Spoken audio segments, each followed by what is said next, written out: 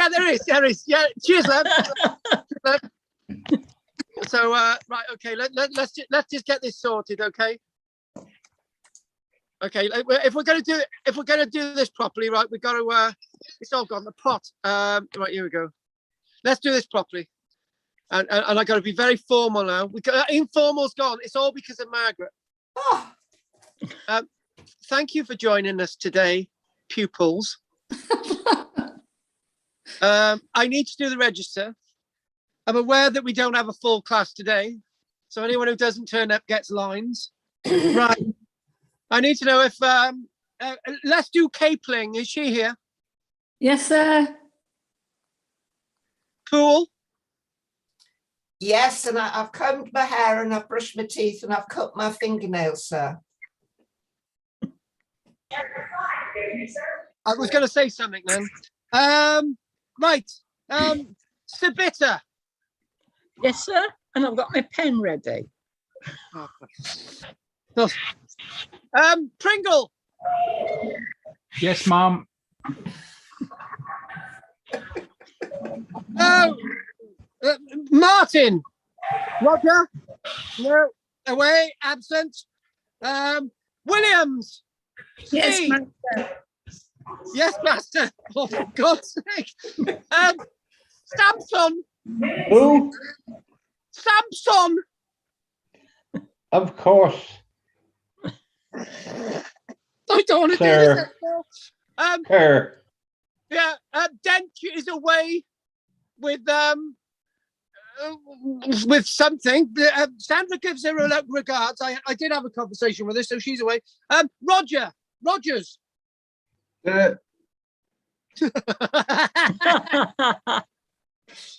Moultrie? No. Gammon? Present. Right, who? Present. Oh, you're here. Yeah. Gammon. Oh, God. Right, that's the formal stuff done. Margaret, don't ever ask me to do anything like that again. Oh. Well, you can next week if you're a very naughty girl. I'll do it for you next week. Okay. Okay. I gotta go get my tea now, Master. Actually, right, Margaret, right. Only for you, nobody else. You've got to play the game, nobody else, right? For the rest of this evening now, you've got to call me Sir or Master. Which one? Is that sir with a C or an S? You were on the phone. No. Sir or Master, one or the other. You want to be Right.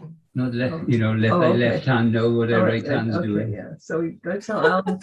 What the hell? There's people having conversations here. I don't know what's going on. Right, what did you say, Sir or Master, Margaret? Disruption in the class, sir. At the church hall. Oh, God's sake, please. God. Right, okay. Now it's got back to normal, right? Now it's got back to normal. It should be a rather well, it's always interesting, isn't it? But I wanted to break this up this evening. We got 2 archaeological sites from Britain. We go into Africa first. So I would like to know from Mrs. Gammon.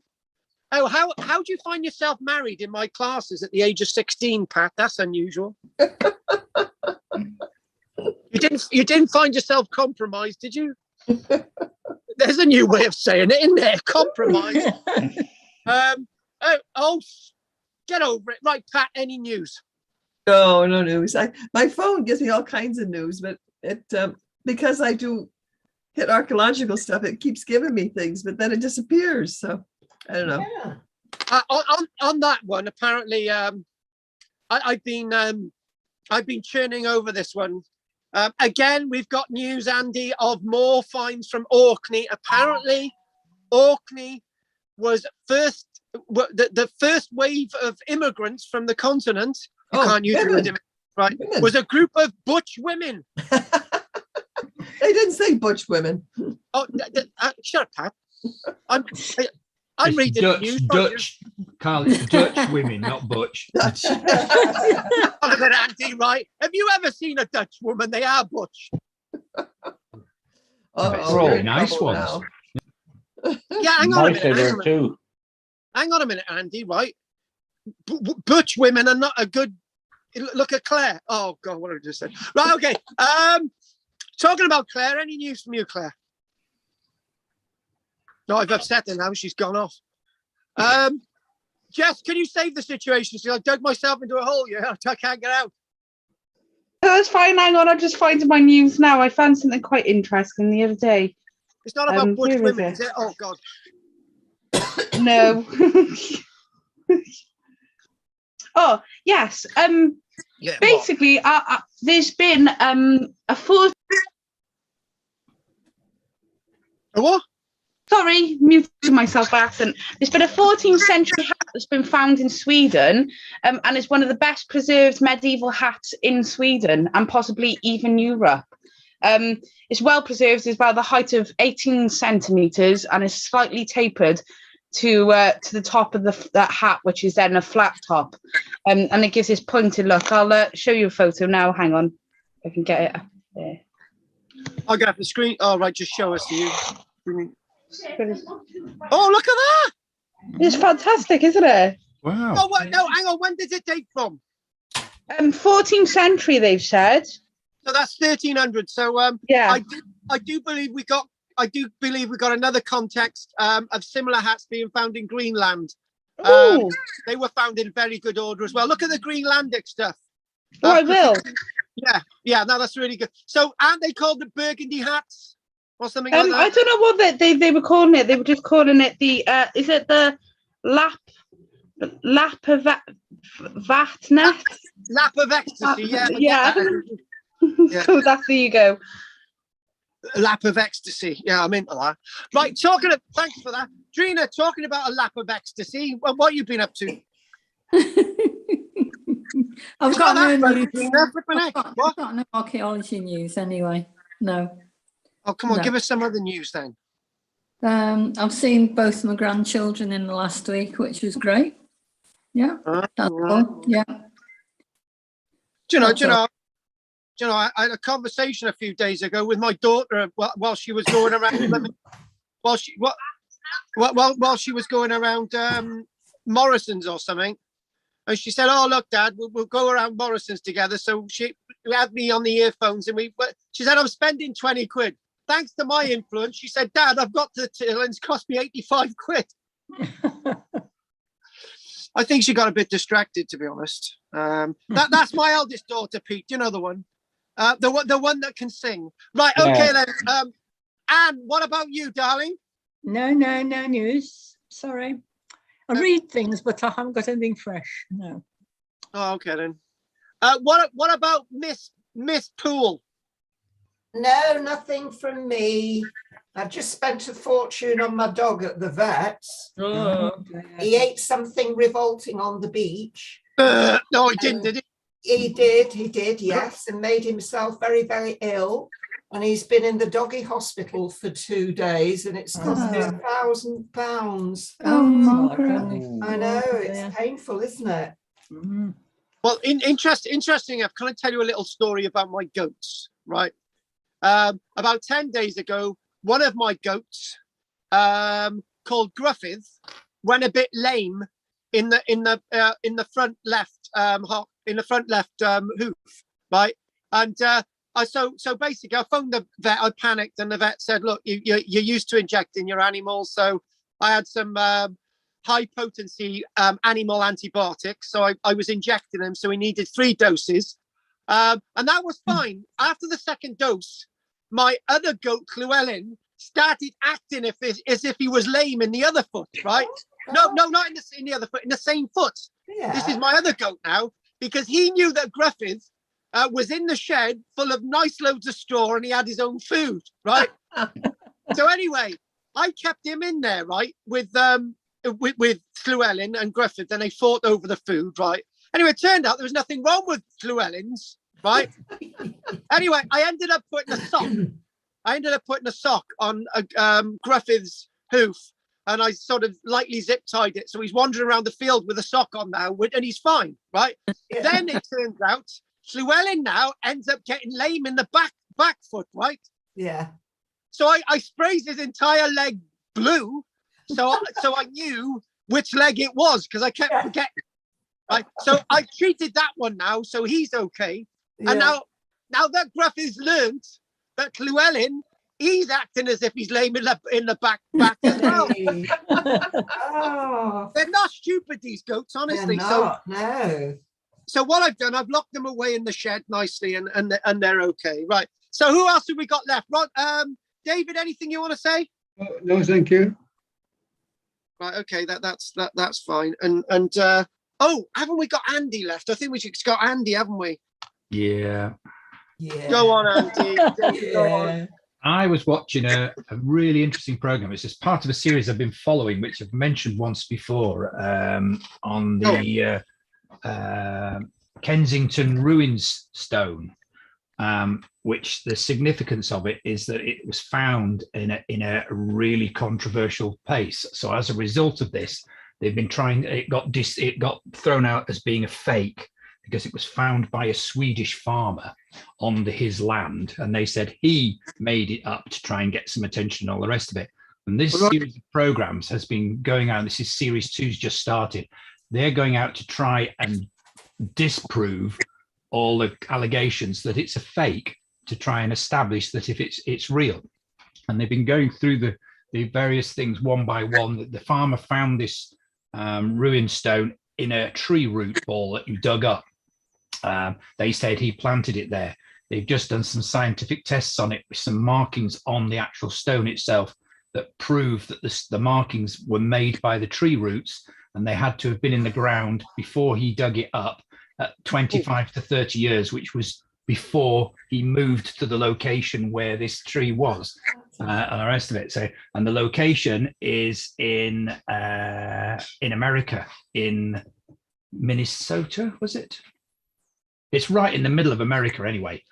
One of the tributaries off the Mississippi. It's massive implications, but because of that, they've been trying to say it's rubbish, and they've looked at the way it was written and said, oh, it's modern ruinics from the 18th, 19th centuries, and they've said, oh, he had a book and all the rest of it, and they've just gone through that and said, well, look, his book doesn't have all the symbols that are on the stones, and that part of them are in a different style. They've had a linguistics expert say it's modern, it's rubbish. They've now got another one saying, no, it's a dialect from an obscure part of Sweden, or Norway, sorry. And it's real, so it's getting the kind of slowly debunking all the evidence that said it was made up, which leaves only one choice, that it's real.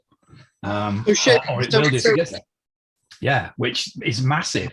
So it shows that the Vikings were there in, around 900. So it's like the Sherlock Holmes thing, isn't it? Once you've eliminated the obvious, the unbelievable is the only answer, or something like that. They found some hot spots when they were doing some geophys where the area where it was dug up, but they have it looked like one of them was definitely charcoal from a fire, but it's also a post hole, so it could easily just have been a post that burnt out in a prairie fire and left the ash behind.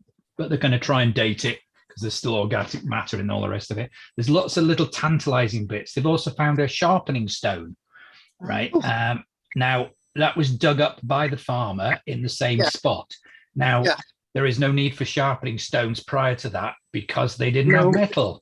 But they have, so if they can date that and say this stone is not from there, it's actually come from Scandinavia by, and so, but that it's in a little bits each time. It's mind blowing. If they can prove it, it'll be brilliant. But did they sharpen flint, or didn't they need? No, you don't sharpen flint. You nap flint. Yeah. But it's really interesting. Yeah. And it's called the what? Kensington. It's called the Kensington Ruins.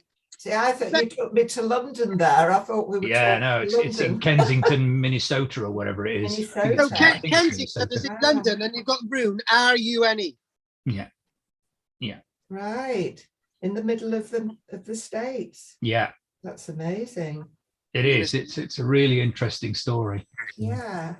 And it ruined the guy's life because he got disproven. This one guy seems to have had a vendetta against him to find even more evidence. He even sneaked round and spoke to his wife and got a a notebook that had all sorts of stuff in it. And and they're saying, "Oh, look, see, these are all these notes. This is where he made it up." And the family saying, "No, this was done afterwards. When he was trying to prove it clear his name." Yeah. Cool. Right, whatever you do, guys, don't even think that the Piltdown Man forgery is real. Okay, I was going to mention that. No, actually, no, you're not going to mention it. Right, okay. That was a really good introduction. I got to be honest with you. That was I'll keep you posted. Yeah. I thought, the other week when we did Switzerland, I think there would be grounds to do another prehistory within a place in Europe that we don't ever think was prehistory. I think we should do Sweden. Yeah.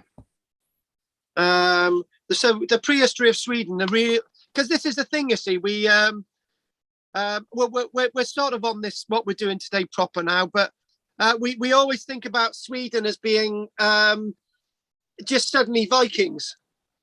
You think you got to look at Gotland. There's a lot of stuff there. Yeah, you think of, we just think that yeah, exactly. Maybe that's where the people from Orkney went. Because they were butch women. Absolutely. Yeah. Look, can we just make the I think you guys' reaction to me saying butch women, right?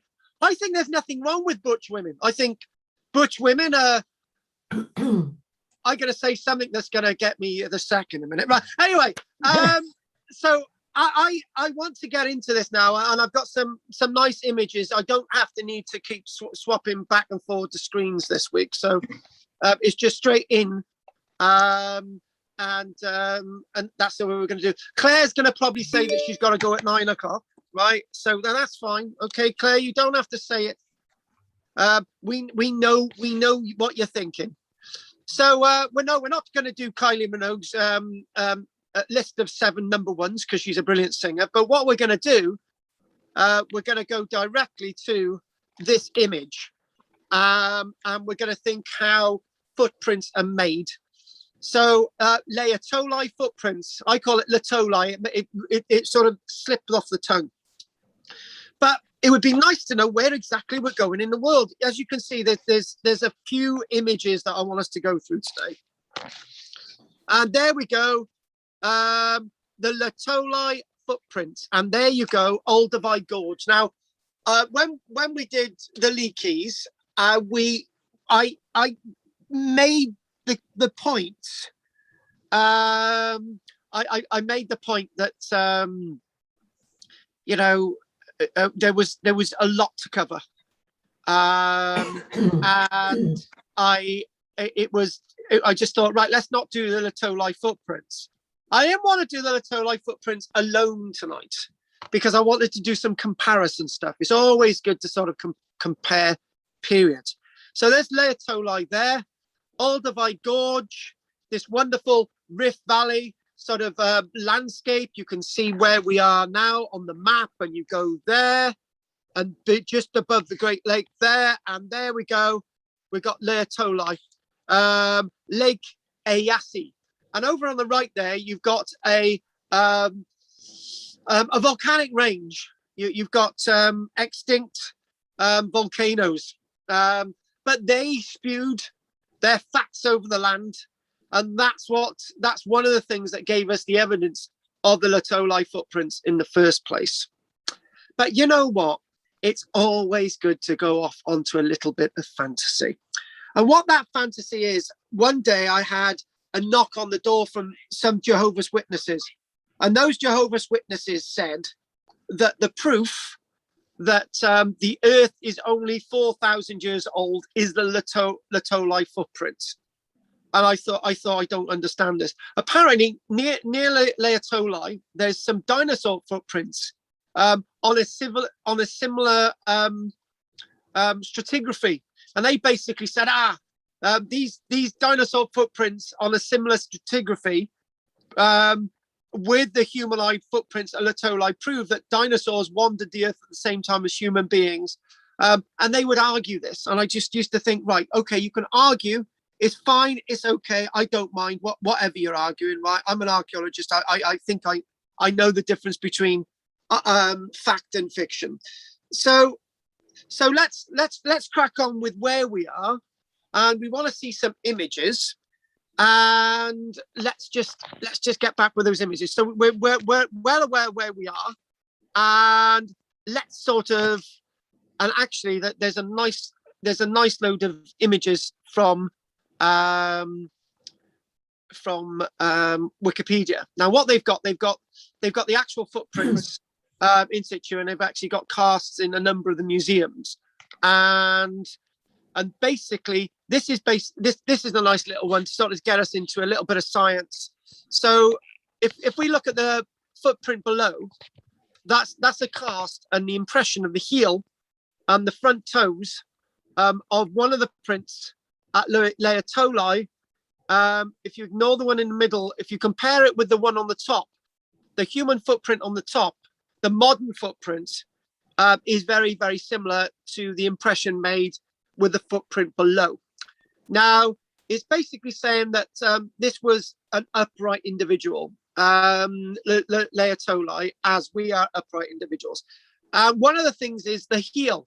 Now, I personally, I put a lot of weight on my heel because I actually walk on my heels. No, not high heels, thanks, Pete. I actually walk on my heels. Some people actually walk on the pads at the front of the foot. But what you can see here is that the weight almost is equally spread between the heel and the front pads, just slightly out. But very similar to a modern hominid with the image above. So then what we've got then is that we've got we've got a cast of not the humanoid footprints, but the other footprints which are alongside the Laetoli human footprints, which we'll see because there's actually two patterns. Hang on a minute, we go there and we go there, right? So what you can actually see there is that there's three sets. There's an animal set of prints, and the image that we just seen, I think that's that's not hominid print, but you've got two sets of prints on the left, and you've got a set of print on the right, which is an antelope. So therefore, the image that we just seen doesn't fit with any of this. I don't know how that's come into it, but it's definitely not hominid, the ones we've just seen. But these are actually the Laetoli footprints here. You can actually see that this is a photogrammetric pan. So basically, a photogrammetric pan takes levels as the photograph is actually being digitized. And actually, what you can actually see, there's another set of prints dissecting the set of prints further up. So what we need to do, we need a little bit of information to understand how all this is formed. And the good nature of what we got today is that I've got a nice set of data in front of me on the other computer. So I can just get straight into that. So, so here we go. Actually, good. That's what I've got there nicely. So we're going to keep this on the screen for a little bit to sort of get an idea, and then we'll sort of zoom out and we'll have a little look at some of the other footprints, some other images of the other footprints. So this is an amazing find of humanoid footprints and the associated footprints which dissect it, as we've already mentioned, in Tanzania. And in short, these are hominid footprints preserved in volcanic ash. Now, I've mentioned this before. You know, for whatever reasons, I can pick up a coal off the ground, which has just jumped out of a fire, and I can chuck it back in the fire, right? I don't know what it is, but I've always handled coals, and I've always handled bits of red hot wood, right? And I'm able to pick it up and chuck it in a fire. Most people are not able to do that. And the point is that I'm going to make is if the volcanic ash is still warm when these footprints are being created, then it's quite possible that humans can just walk across it. As long as a human can just walk across it. You've seen images of people walking across hot coals. it's the same thing. As long as you sort of go across the prints at a certain pace, then things are going to be okay. So the location and tracks were discovered by whom? Mary Leakey. Now, in 1976, Mary Leakey's husband died in 1972, and it was a shame that she found this 4 years later. I'm sure he would have said to Mary, you know, this is actually alongside the bones, alongside the actual tools that we've been finding, that the footprints are actually proof of bipedalism of the ancestors that we've actually been finding across Tanzania. So based on analysis of the footfall impressions, I like that, it makes it easy. The Lotolai footprints are a convincing theory of bipedalism a long time ago. And when is this evidence of bipedalism a long time ago? Is it 1.8 million years ago? Is it associated, for example, with a Homo erectus? Or is it a lot earlier? Yes, we go to 3.7 million years ago that these footprints are actually created. These are some of the earliest footprints that we do find anywhere on the planet associated with bipedal ancestors.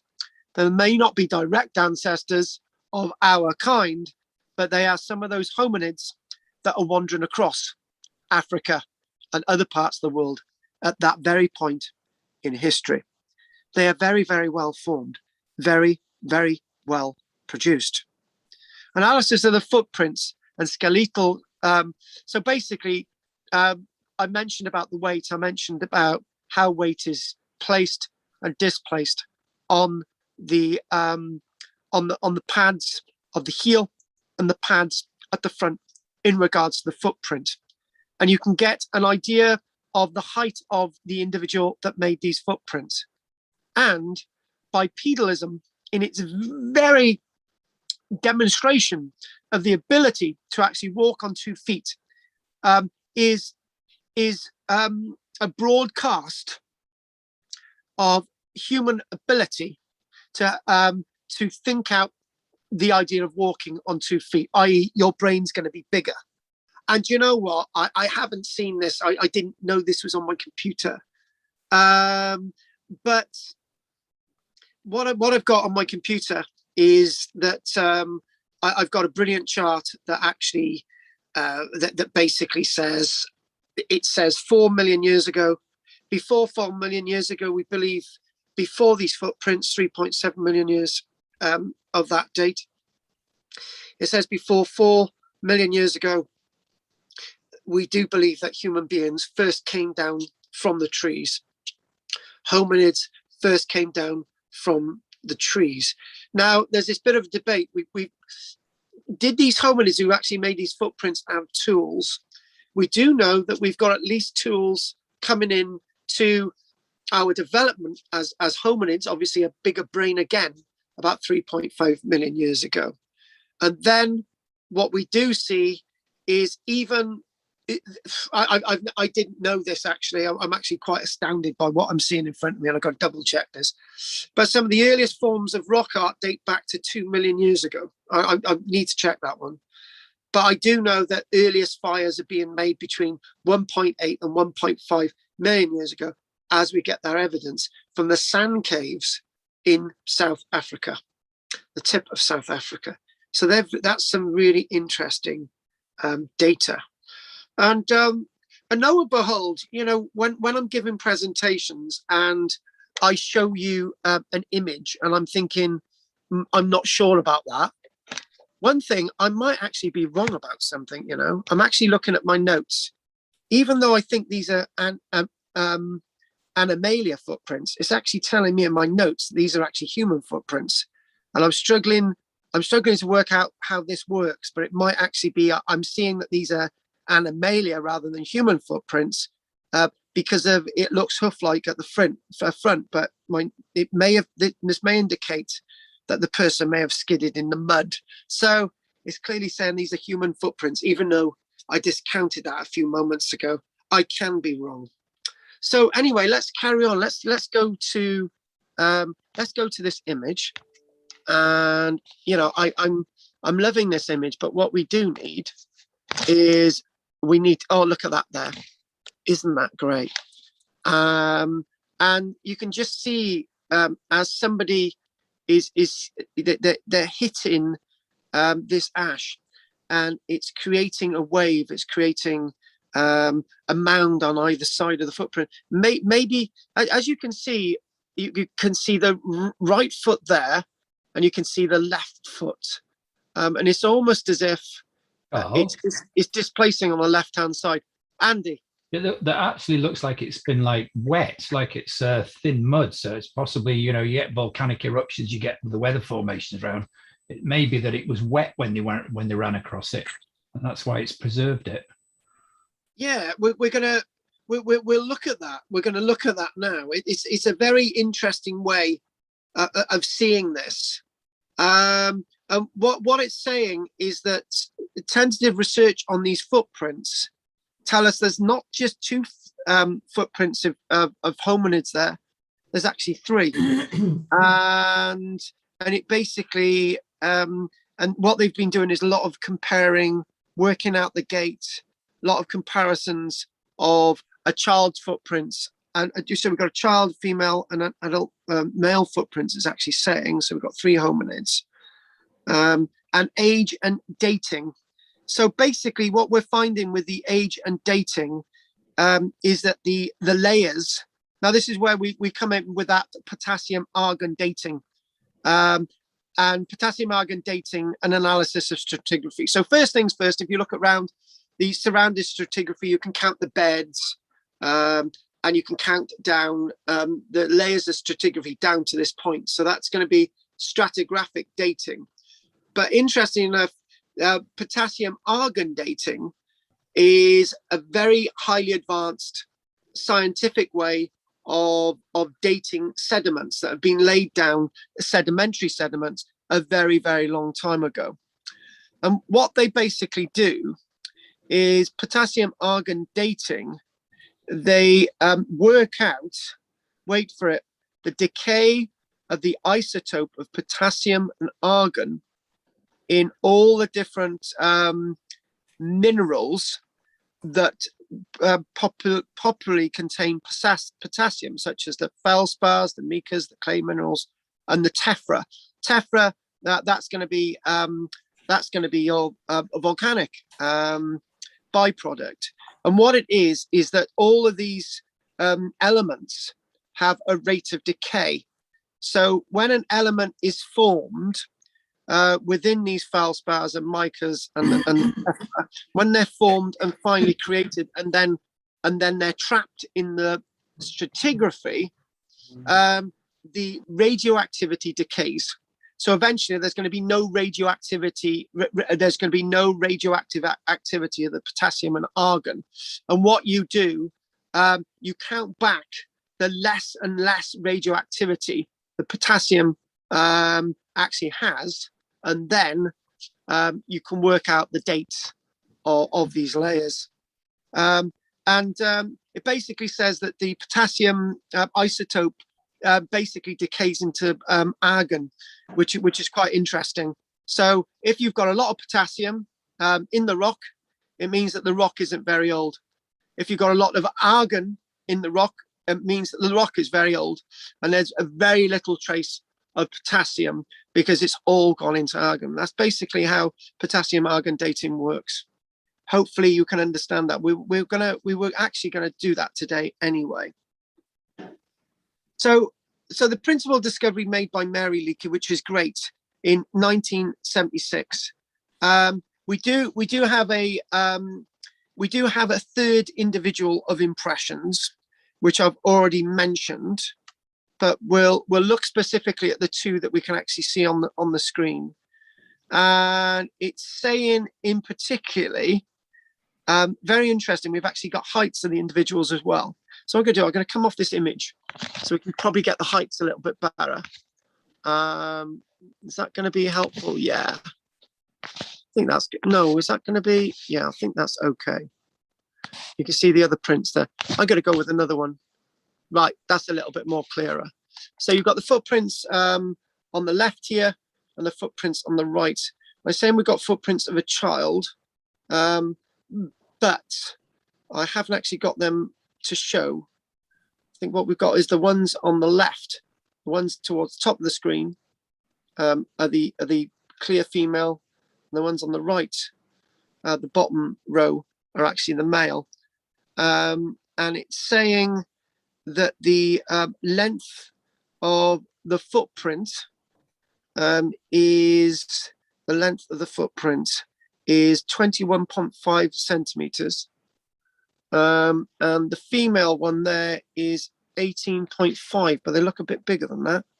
And it's saying that the pace, the pace of the male is about 0.5 meter, and the pace of the female is about 28 centimeters. But what is really interesting in this is that they are upright, and there's no knuckle impressions, which would be very akin to our ape relatives like chimpanzees and so on. So that's really important. So the footprints on the bottom, for example, represent an individual that was up to 1.5 meters in height, and the footprints above represent an individual that was up to 1.34 meters in height. So this is why they come to the conclusion that the ones in the bottom there are actually footprints of a male, and the ones above are footprints of a female. So if we actually go to my other notes, and it's basically saying that we can't miss out these other footprints here, because we've got these other sets of footprints, and what they've got, and they're saying this across the whole series of prints here, this sort of full array. They're actually saying that there's not just several sets of footprints. They're actually saying that there's traceable within that is actually, you can see a nice row there, but there's others there. You can see one set there, another set there. They're actually saying that there's up to 20 different animal species besides the hominid footprints seen at Latoli. And they're saying that one set of footprints is a hyena, another one is a baboon, another set of prints is wild boar, giraffe, gazelles, rhinos, antelope, buffaloes, an elephant, a small elephant, a small relative of the modern elephant, even hares and birds, which are superimposed, associated with the footprints that you can actually see today. And here we go. This is a rather interesting one. We still got to sort of talk about how these were formed, but we'll do that in a minute. Now, this is what I've been thinking about. They've made casts of these, which is great, and they're still there. They're still there. It says so that they were uncovered in 1976. And after the Latoli footprints were recorded, and we've got casts and so on of them, they were reburied, and then novel way of preservation. Listen to this. I love things like this. So the site was revegetated by acacia trees, which later gave rise to fears over root growth. In mid-1997, a Tanzanian team investigated this by opening a 3 by 3 meter trench, which showed that roots had damaged the footprints. However, the part of the trackway unaffected by root growth showed exceptional preservation. The success of the experiment led to an increased practice in reburials of preserving excavated sites. In 1993, measures were taken to prevent erosion. The original trackway was remolded and new casts were made, as a trackway is very fragile. The new replica cast was used to guide re-excavation in the field. A team of specialists re-excavated half of the trackway to record its condition, stabilize the surface, extract dead roots, and rebury it with synthetic geotextile materials.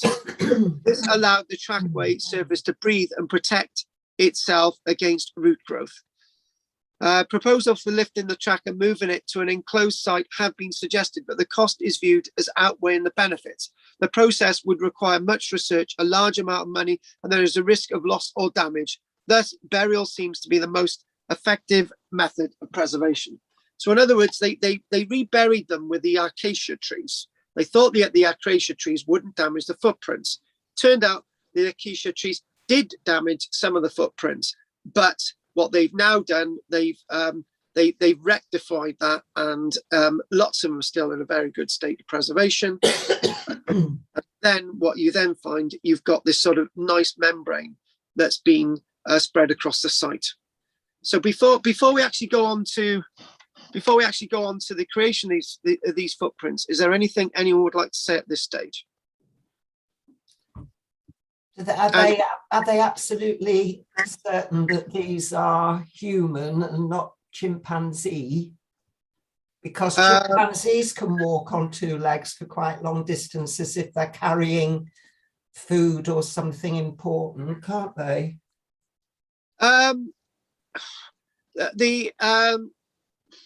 What it's saying about the knuckles, right? So if we I think the best way of demonstrating this, to answer your question, is to actually is to chuck in. I've got my sort of how this is all formed in front of me, which is good, and who made them. Different so shaped feet, though. What's that? They have very different shaped feet, chimpanzees, because their thumb comes out much wider. Well, Andy, what we're going to do, yeah, we're going to answer that now. Chimpanzee footprints. It's best to show this rather than describing it.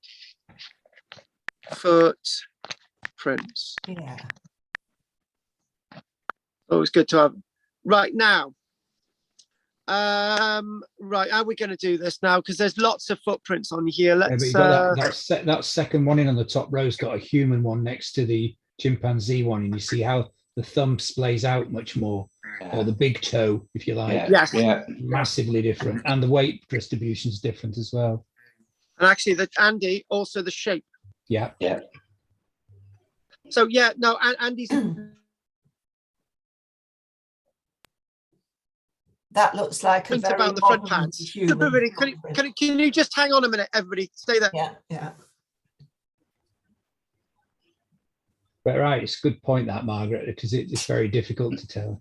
They were not that clear, were they? Really? No.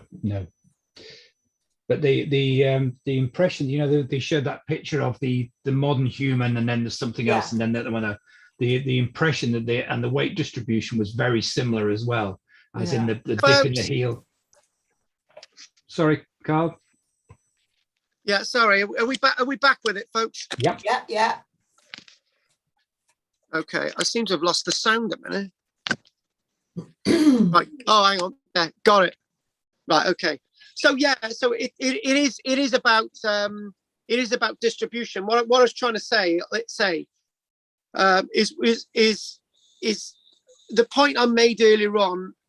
As human beings, we walk on our heel, and we got our pads at the front, which the way our bones are formed, you've got an equal distribution, and you've got the arc in the middle. Yeah, but there's also some weight on the arc.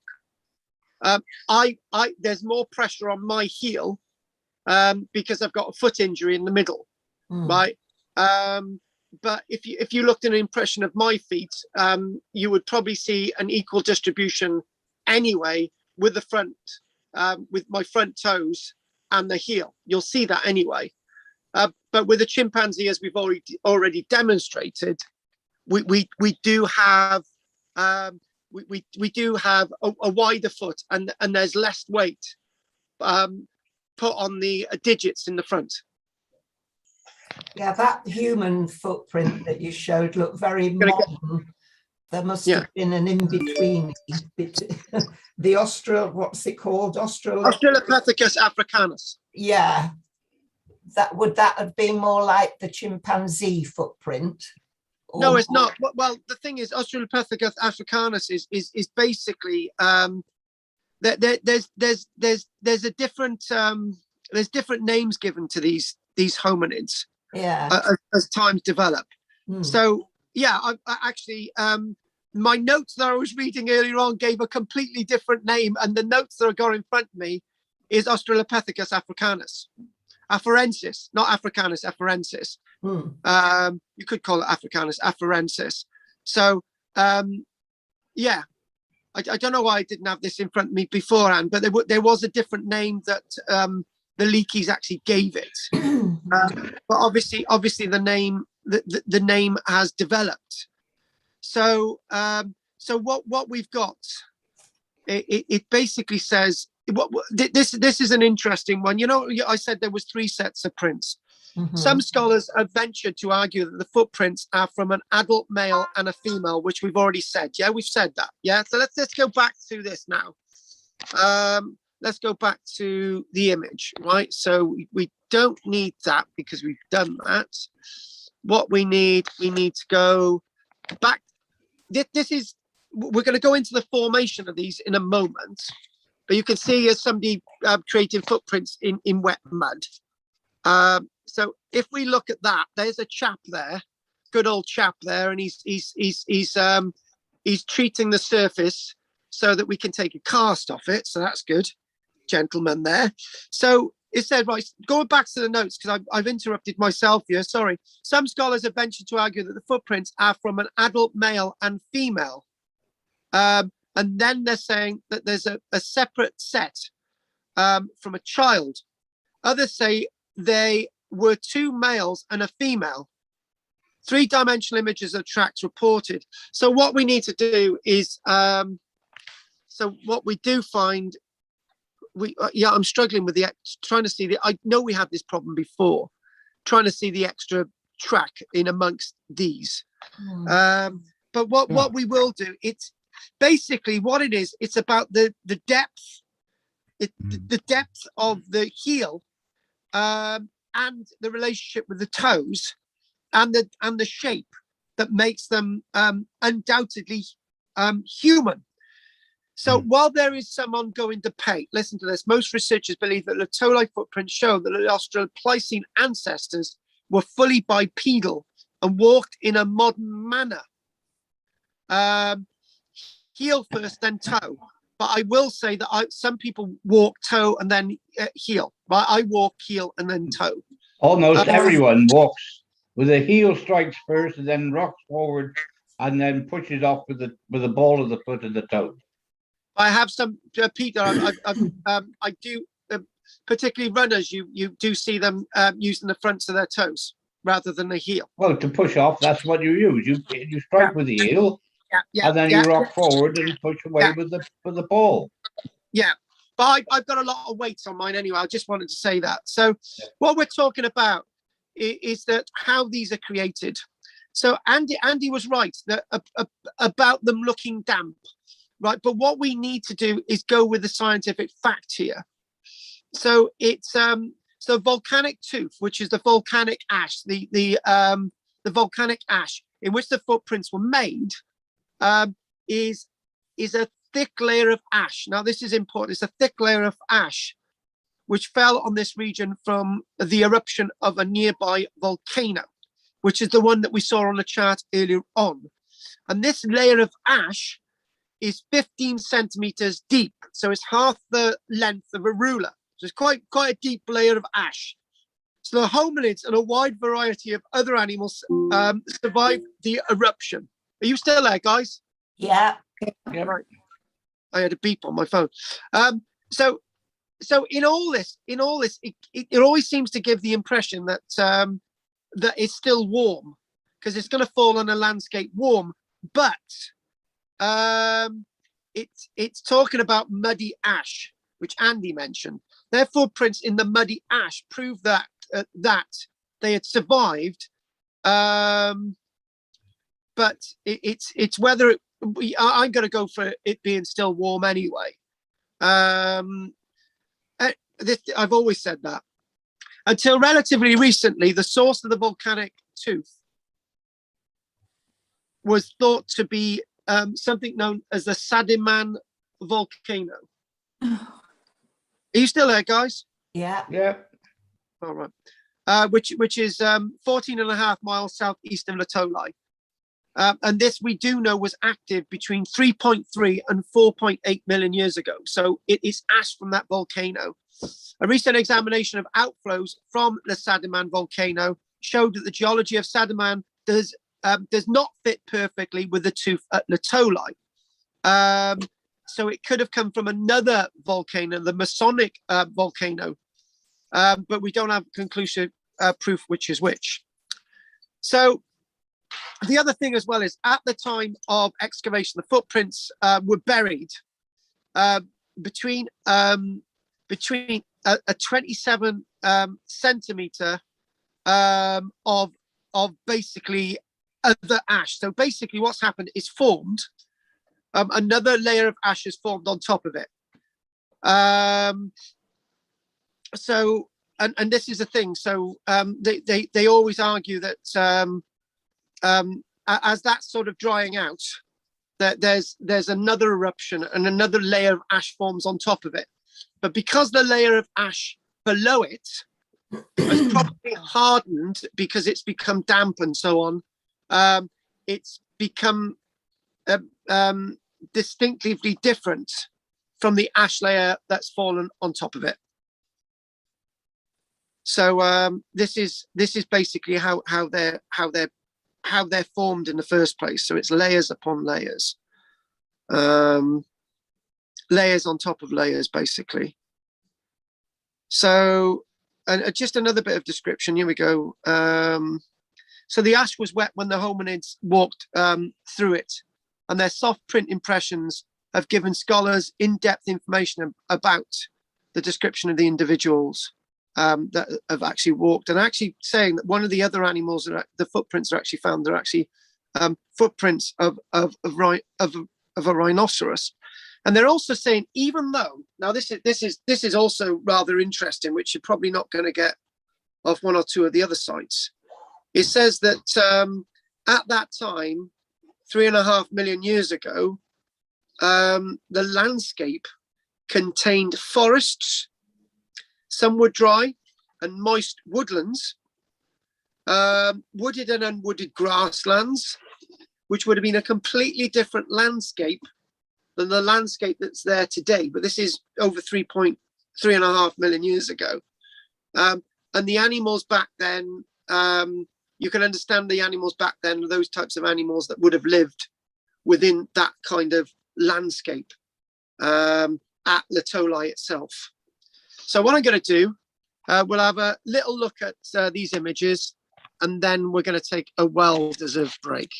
I think it's interesting. I wish that chap on the top there would just dump his foot in one of those footprints so we can see how it works. Again, this is how it works. And do you know what I'm going to do? I'm going to take the unusual step, right? Because all of my notes usually tell me it's 2 sets of footprints, but we've clearly got 3.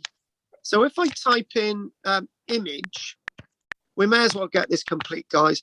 Image, I'll get that now. Image of 3 sets of prints. Now I got to spell the toe line. Laetoli.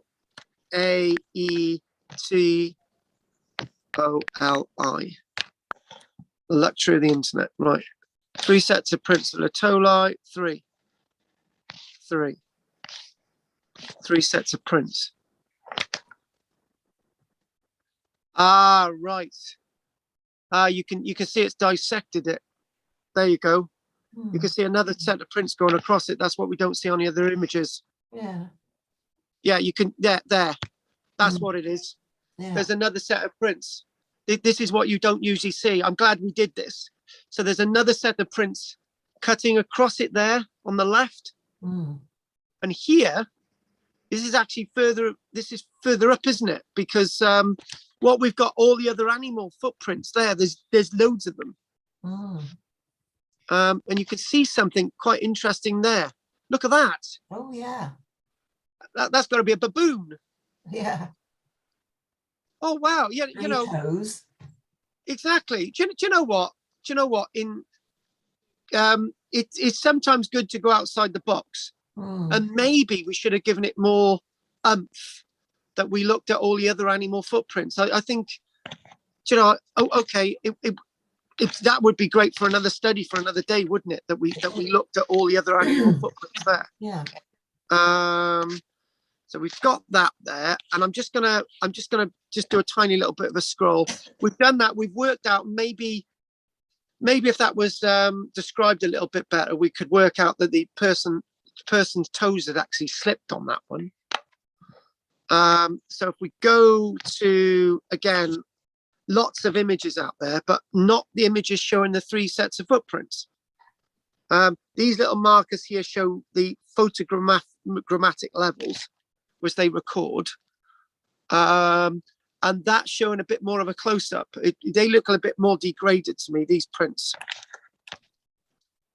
And I think, oh God, what we're seeing there. Oh, there we go. And there they are, the 3 of them at the toe line. Noting that there's 2 men and 1 woman.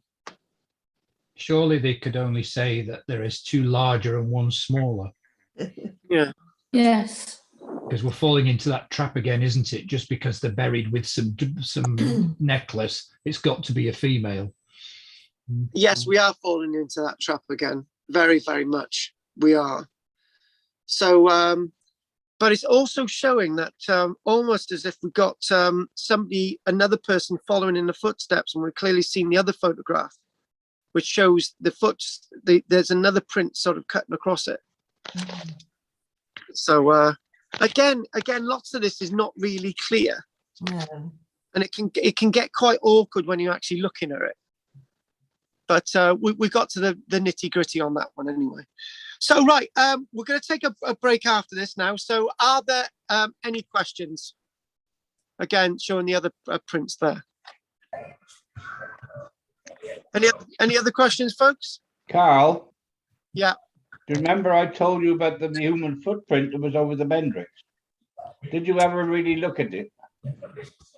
Now, Pete, you're gonna have to go over there with me, and we're gonna have a look, because having a footprint in it's just one footprint. That's the problem. It is just one. Right. And why would it be there? Because we got the dinosaur footprints over there, and then there is this one footprint that it looks human to me. Right. You and I, Pete, are gonna have a look at that sometime. Yeah. Okay. We will one day. Yeah. Good. We'll take Sandra with us. She needs to get out. All right then. Let's take a break. Anyone got any questions? Claire. I did ask one. Oh right, hang on a minute. She did ask one in the box. Question: the prints going from left to right of the screen seem to be going through the main prints. Does this mean they were there before the main print? The thing is, as I said, it's prints over prints and prints within prints. So it's what you've got is a mixture of prints being formed at different times. They're not all formed at the same time. Yeah. And then the event is that there's more ash falling onto the prints, and then they're covered forever, and then activity on those prints ends. Okay, thank you.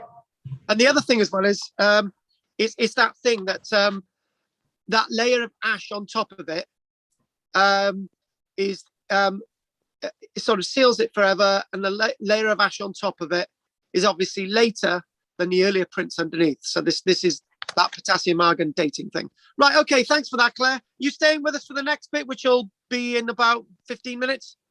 I'll have to leave about 9:10. No, that's fine. We'll be back. Right, okay. Let's crack on. Anyone else? Jessica, anything you want to say quick? No, I just sort of giggled when you mentioned the Jehovah Witnesses, because it reminds me of my family. They're convinced that dinosaurs never existed and the world has only been existing for 4,000 years, and you don't understand how frustrating it is to try and talk about work or anything like that with them when they don't understand. Well, the good thing is that the argument that my grandmother did ride on the back of a rhinoceros. That's a good one. Or not a rhinoceros. Oh no, I don't know what I'm talking about. But yeah, my grandmother did ride on the back of a rhinoceros. No, I meant a dinosaur. That's what I think about. But, okay then, Anne, anything? No. Thanks very much. Okay, David. No, nothing from David. Margaret. Well, I'm always baffled that some scientists also believe that there was a creator. I can't understand how they can believe both. I think if I know with Catholicism, they did mix the both when I was in school, and I guess is a nice explanation for them. Maybe the Big Bang, and they explain that as being the creator. But I just think the whole argument of the world only exists in 4,000 years is just really outrageous. But there is one other thing that in the eyes of the Bible, a day that we're talking about in the past could represent 1,000,000 years. That when the Bible says the earth was created in 7 days, each of those days represented 1,000,000,000 years. Easy answer, Christianity. It's great. Right, Andy. No, nothing from Andy. My grandson was entering the Natural History Museum in London, and he's a geologist, and he was following a group of American tourists, and it was a family group. And a young child was looking at the skeleton of the dinosaur. God, Dad, how old is that? And his father turned down to it. He said, "Well, it could only be about 6,000 years old, son." Oh. And they were serious. That's true. Which is That's sad. true. They do it. It's sad. Yeah. Yeah. It is sad. Pat, Andy and Pat. Before we have a break, anything? No, I'm fine, thanks, Pat. Carl. Okay, we'll have a break, and we'll be doing Pakefield afterwards, and then we'll be looking at Haysborough. So we'll have a break. It's going to be precisely 15 minutes. So we'll be back. See you soon. Okay. Keep talking, guys. How can something that's spelt Happisburgh be pronounced Haysborough?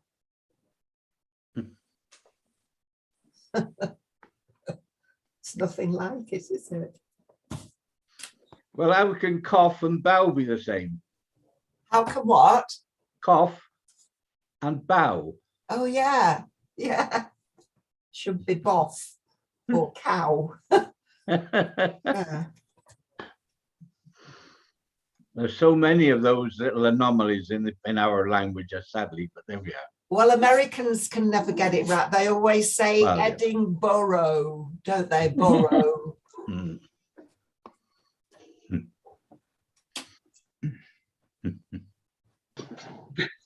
on, see. Come on. Oh, what have you done? Come on.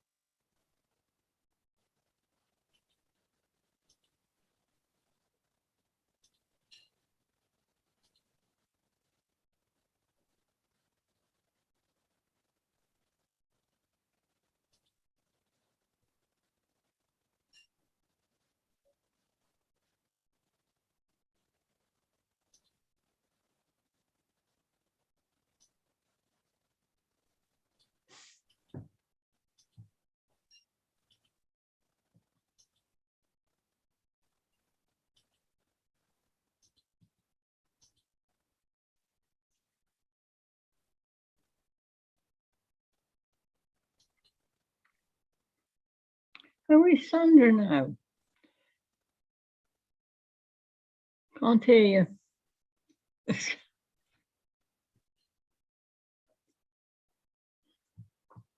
Actually, not very well. Yeah.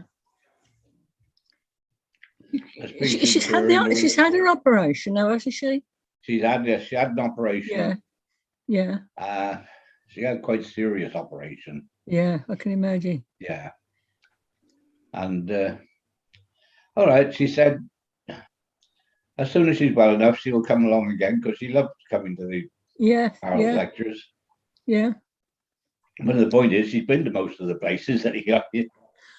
Yeah, well, I just suppose that's not when you've been listening to somebody talking about it. It brings it back in a way. Than if you've Well, never of course been. it does. Quite That's so right, interesting. yeah. Yeah, and I say she loves it, and she's also been interested in archaeology for a long time. Oh yes, hasn't she? oh yes. I mean, definitely. Although I haven't been everywhere, but I've been a few places. But because I had no interest in archaeology, I missed it really. That I could have looked at while I was there. But I've been lucky enough to go to a few places over the years. Yeah. And if I'm near to somewhere, I will usually go and have a look. Yeah. Things like the Acropolis. It was never an interesting one because I hated history at school, and I never really, how you get into some things and they interest you. I got into quite a lot of science and that sort of stuff, got interested, but just didn't get interested in history until a lot later. And I think really it was the history of technology rather than battles and kings that took my interest. And I got sort of more interested, and I sort of read quite a bit about history now and that sort of thing. And the archaeology Drina brought me into, because I really knew nothing about it. And for quite a long time, I wouldn't ask a question because I felt too ignorant to even ask anything sensible. But, I feel I've learned a lot over these times. Well, you're similar to myself. Yeah. I never did any archaeological, attend any archaeological lectures until I met, Karl's replacement was Hugh. Yeah. And Linda, one of our members of the Plateau Society, she said, "Oh, you should come along to listen to Hugh, who was lecturing for Karl." Yeah. In the ASDA training room. Mm-hmm. I went around there. Then, of course, that finished, and so I went to where Karl actually gave his lectures in his. Yeah. And we've been. Yeah. I mean, everyone is different and interesting, aren't they? He has a way of doing it, doesn't he? Yeah, absolutely. He kind of links things in a group, but they are all different, and it makes sense. He has so much knowledge. Yeah. About archaeology that it is absolutely. It's great. Oh, yes. I mean, I feel it's amazing how now I can be reading other things and things I've learned with him come into a lot of other things that I've been reading a couple of books about the development of culture. Oh, and, right. A lot of the archaeology has come into that because, you go back to Stone Age men and hunter-gatherers to see how culture's changed and how it's become what it is.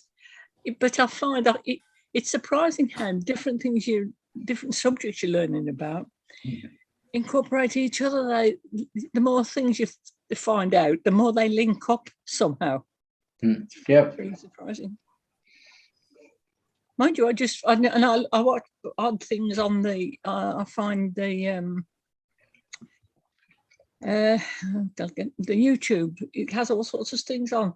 I've been watching. They've got a whole pile of, or maybe it isn't a lot of things. You take an interest in one, and the algorithms bring them up, don't they? To follow on. But I've been looking at druids and things like that. That's been quite. I say it's not new to anything that's new, but it's new to me, and it's part of archaeology comes into it, doesn't it? Yeah. Yeah. I sometimes think, how did they realize that they could do X, Y, or Z? What made them think about it? Yeah. What made them experiment with it? It's like metal.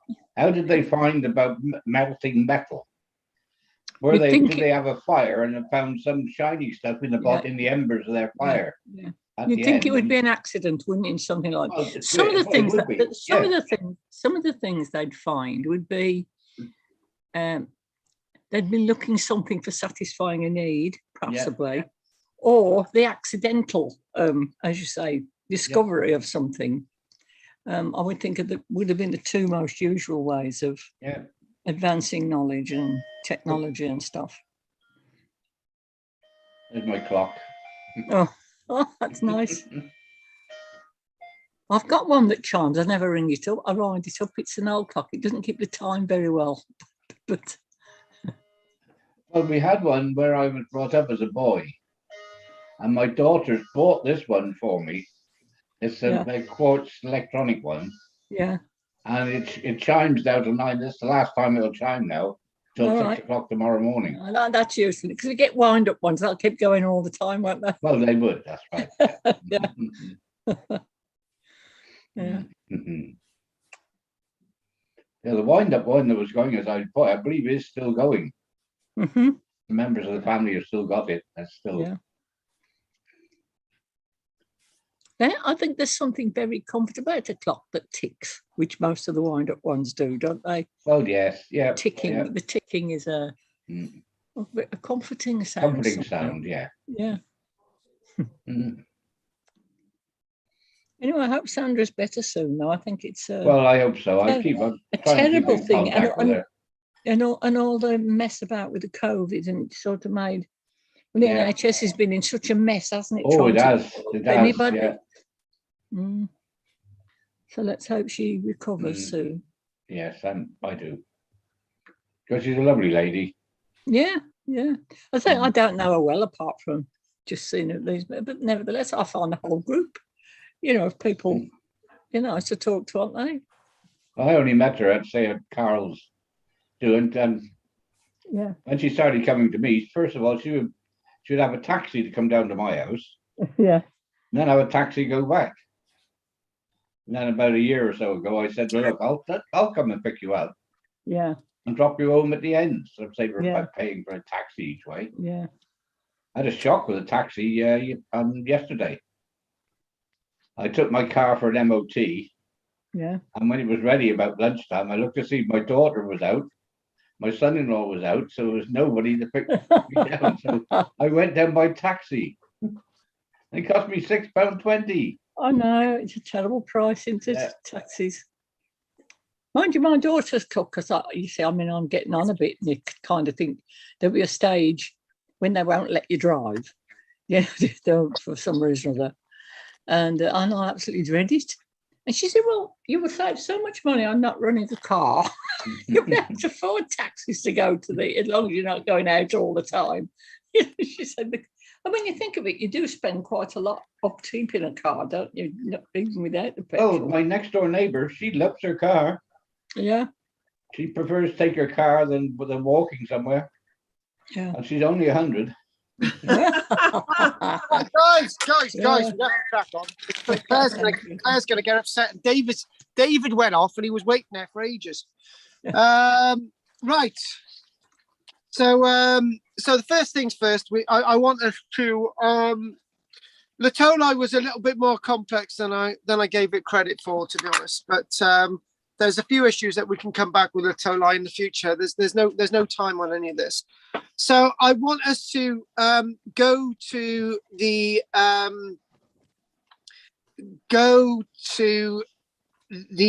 landscape of Pakefield, and I want to do this in the way of a press release of a part of the landscape of Britain that may not be familiar to you guys. But if we get to do a bit of screen sharing a minute. I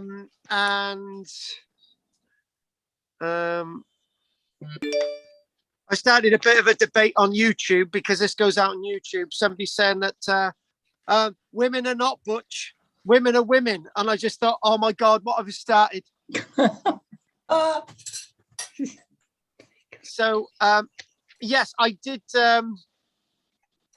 I've got a few things. I did actually have the image of where Pakefield was. I'm just going to need to show you precisely. It's pointless doing this if we don't know where this is. Pakefield. There we go. And if we can, there it is, Pakefield. It's off the Suffolk coastline. So we're very near Haysborough, actually, or as we were talking about earlier on, Hapisburg. Oh, here's another one. Leominster, Yes. Shrewsbury. It's just, oh no, I hate that. So anyway, Pakefield is probably not Pakefield at all, but I'm doing it as it is. So there we are on the map. So we'll keep that on the map. We know where it is. So here we go. This is an article, and it sort of defines it a little bit more. Then we'll go to Haysborough, right? So here we go. On this beach 700,000 years ago, one wintry day, two keen fossil collectors found a flint beneath these cliffs. It didn't look like much, but it turned out to be evidence of the earliest humans in Britain, right? So 700,000 years ago. We can't stress that anymore. I wanted to do more on Pakefield tonight, but I'm really aware I want to do Haysborough some justice. So, but we will do Pakefield as much as we possibly can. So these fossilized flints, these when I say fossilized flints, that's the wrong word to use. These flints that were found in all that sort of soft rock and all the rest of it, which was which has been formed up at that part of the coastline. A brilliant example of a geological cliff that's been formed is when you go down to Brighton. Yeah, you've got Tesco's down at Brighton on the front, and you look at the back of Brighton, and you've got a geological face that's not millions of years old. It's very similar to this eroded face that we're talking about on the east coast at Suffolk. So they were surprised to find these flints. They'd found lots of animal bones there, and it comes on the back of a flint hand axe, because there's lots of flint there, being found 500,000 years ago. This was back in 2000. Well, this find takes us to 2006. So these finds that we're describing take us back to the ancestors, all of our ancestors, really. The Neanderthals. We've got Heidelbergensis, we've mentioned him as well. And so what we're talking about is that late in 2001, this was reported, as I say, in 2006, they had hit the jackpot during, and they basically found a small flint flake. And then lo and behold, back in 2006, what they had found was evidence of more flints found at that locality. And it's great that these things are actually, as in my notes, are found by complete, it said amateurs.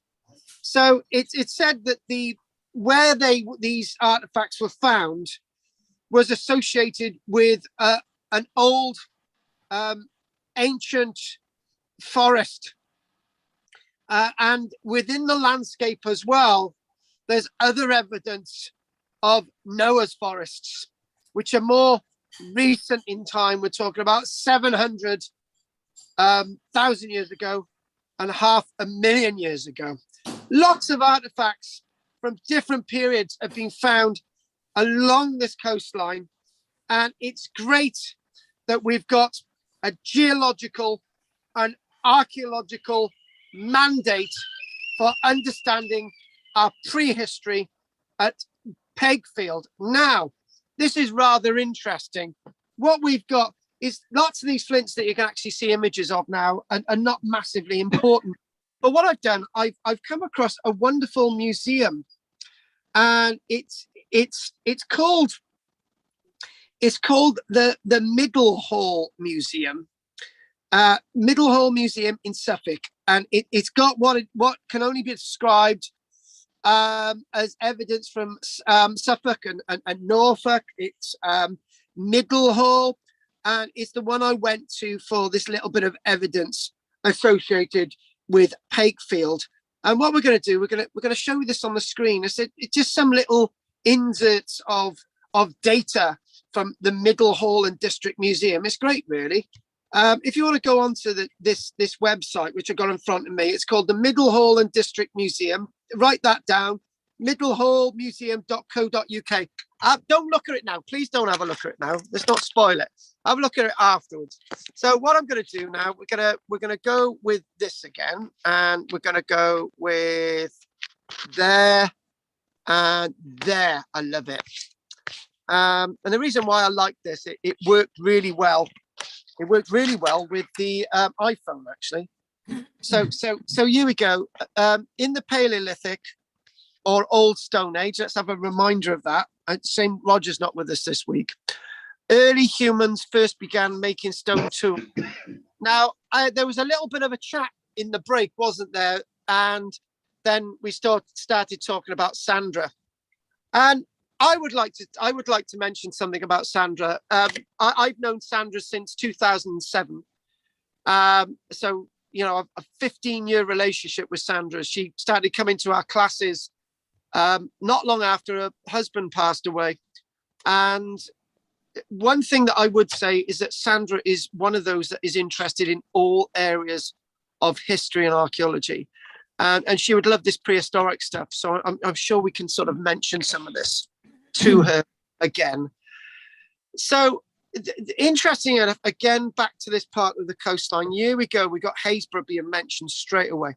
So the first evidence of tool making people in Britain comes from Haysborough, Norfolk, and dates to around 800,000 years ago. That's really interesting. We'll be looking at Haysborough, and we'll be looking at the Haysborough footprints.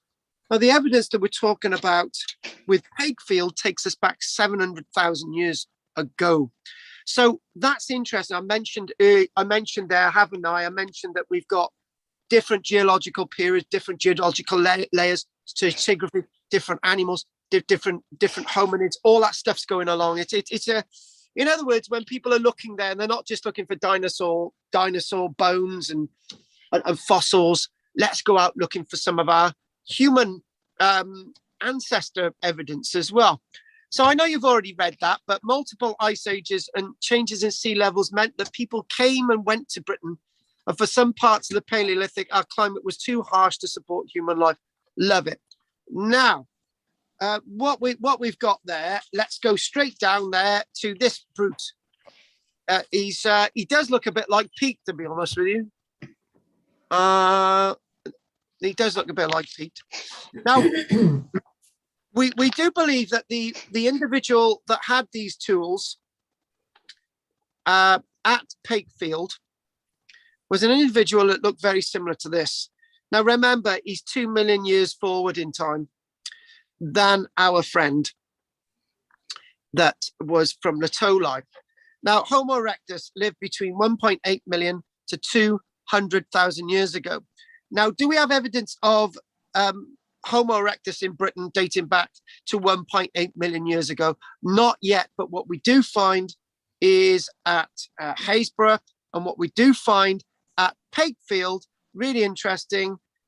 They could make fires, cook and make tools. 700,000 year old flints worked by these pioneers have turned up at Pakefield on the Suffolk coast. So love it, love it. Haysborough footprints. So you can imagine this is like the Vale of Glamorgan coastline, you know, footprints being found, bones being found, lots of things being found for the first time because there's lots of erosion going along our coastline. So then we come to this nice fella here. Now in Norfolk, at a place called Middle Hall, which is hence the museum. So this is a museum that seems to cover lots of this prehistoric stuff. What we've got at Middle Hall, at a place called Linford Quarry, just in passing, is 12 miles from Middle Hall, revealed Neanderthal axes, tools, and the bones of 9 butchered woolly mammoths. So that would be a really nice place to visit, wouldn't it? In our discussions, Linford Quarry, mark it down. We might go there. In the discussions, go for it, Andy. Yeah, it's Mildenhall. There's a big airfield there. Oh, am I saying it? Yeah, you're saying Middlehall. It's Milden, Mildn. Oh, I thought it, As when you in said it, I wondered if it was. Now I've seen it up there. There's a, Now, it was a as US in Air the- base. Yeah, Up in the Mildenhall horde. yeah, yeah. And the what's it? They were proposing to put the cruise missiles there and things, weren't they, as well? Well, but they haven't done. So. Greenham Common. Yeah, that's another one. Yeah, Uh, that's not there then. But, no. yeah, that's And RAF base. You totally throw me now, but I did again. That's another place I got the pronunciation wrong. Well, that might be part of the reason why it's preserved, because it may well be part of that. So. Yeah. See, there's a lot more to look at. So the Mildenhall Quarry, no, start again. You've thrown me totally, Andy. Sorry, mate. The Linford Quarry. Hmm. So how are we pronouncing it, Andy? Let me get this right. Mildenhall. Say it again. Mildenhall. Mildenhall. Yeah. So sorry to be a bit. How was I? What was I saying? You were going Middlehall. Oh, so Mildenhall. Oh my God. Tomato or tomato, Andy? Absolutely. Mildenhall. Thank you. Thank you, Andy. Thanks for that correction. Revealed Neanderthal axes, tools, and the bones of 9 butchered woolly mammoths. And interestingly enough, hang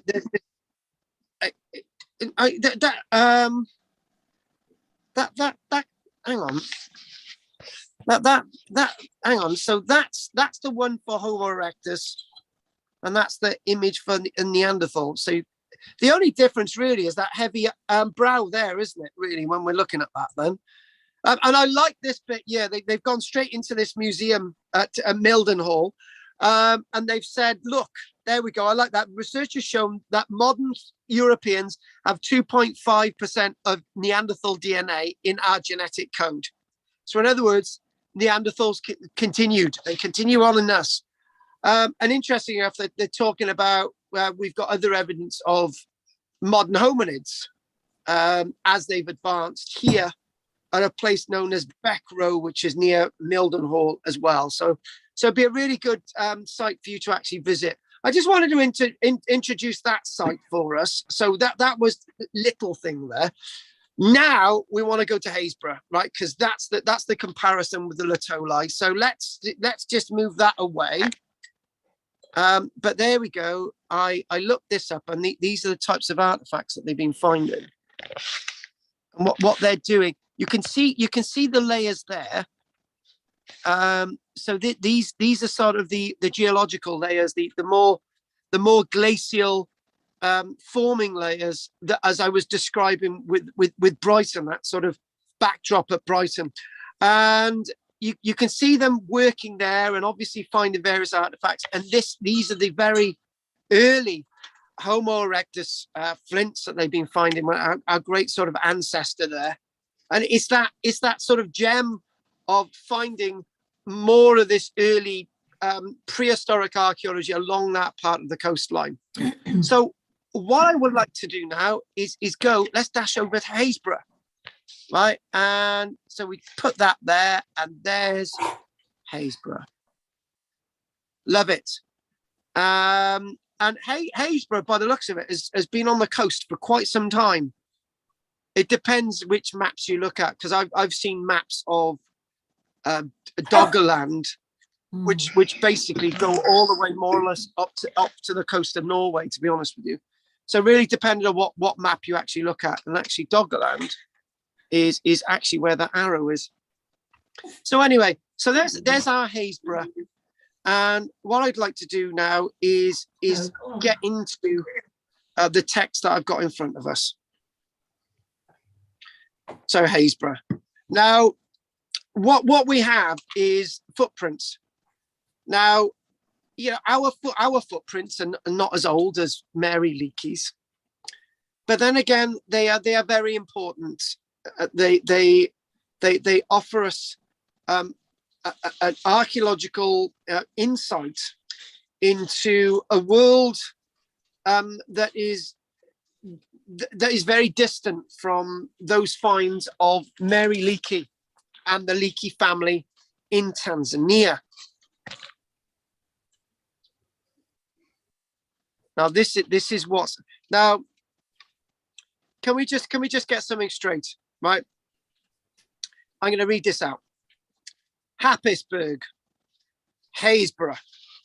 It's like Hawick, Hoyk. Get used to some of these mispronunciations, as I did with Mildenhall. So I hope I'm saying it right now, Andy.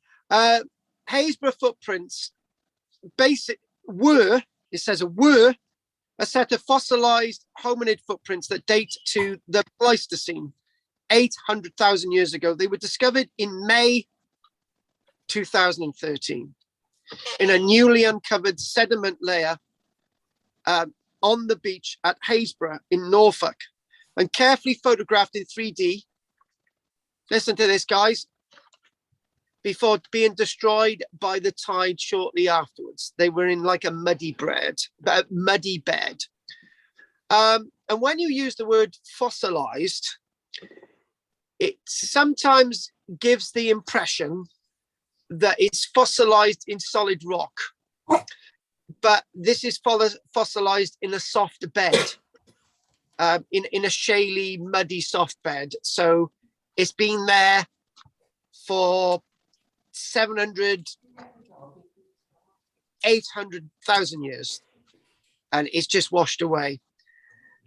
And you could think that maybe we could have recovered these, and maybe we could have put them in a museum,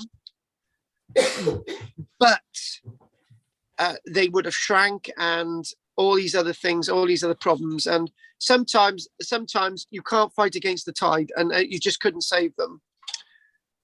So results of the research came out on the 7th of February 2014, and I can remember me and Andy, we did this. I think I can remember doing this with Andy, but when we started off the classes and we were in the Andy, throw that in there. What's that name of that place, Andy?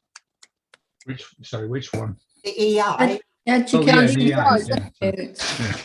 When we were in there in 2012, and I vaguely remember we did something like this, but we couldn't have because they weren't really published in 2014.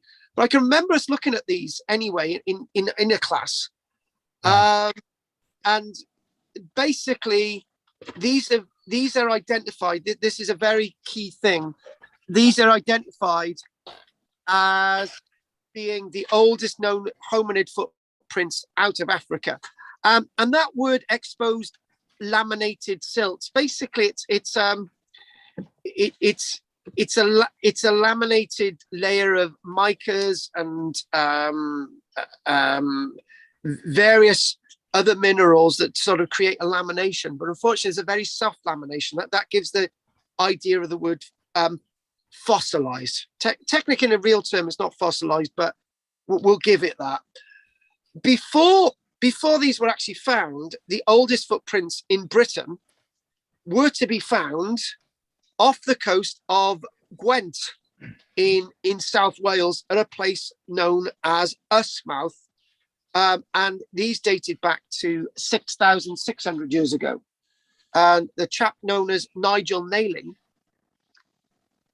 who's now a professor of archaeology at Lampeter University, was one of the guys who was actually working on this. He was very much into it. So the find at Haysborough was the find of the decade for prehistoric archaeology, and they were actually found. Now wait for it. They weren't found by an amateur, and this sounds very pompous.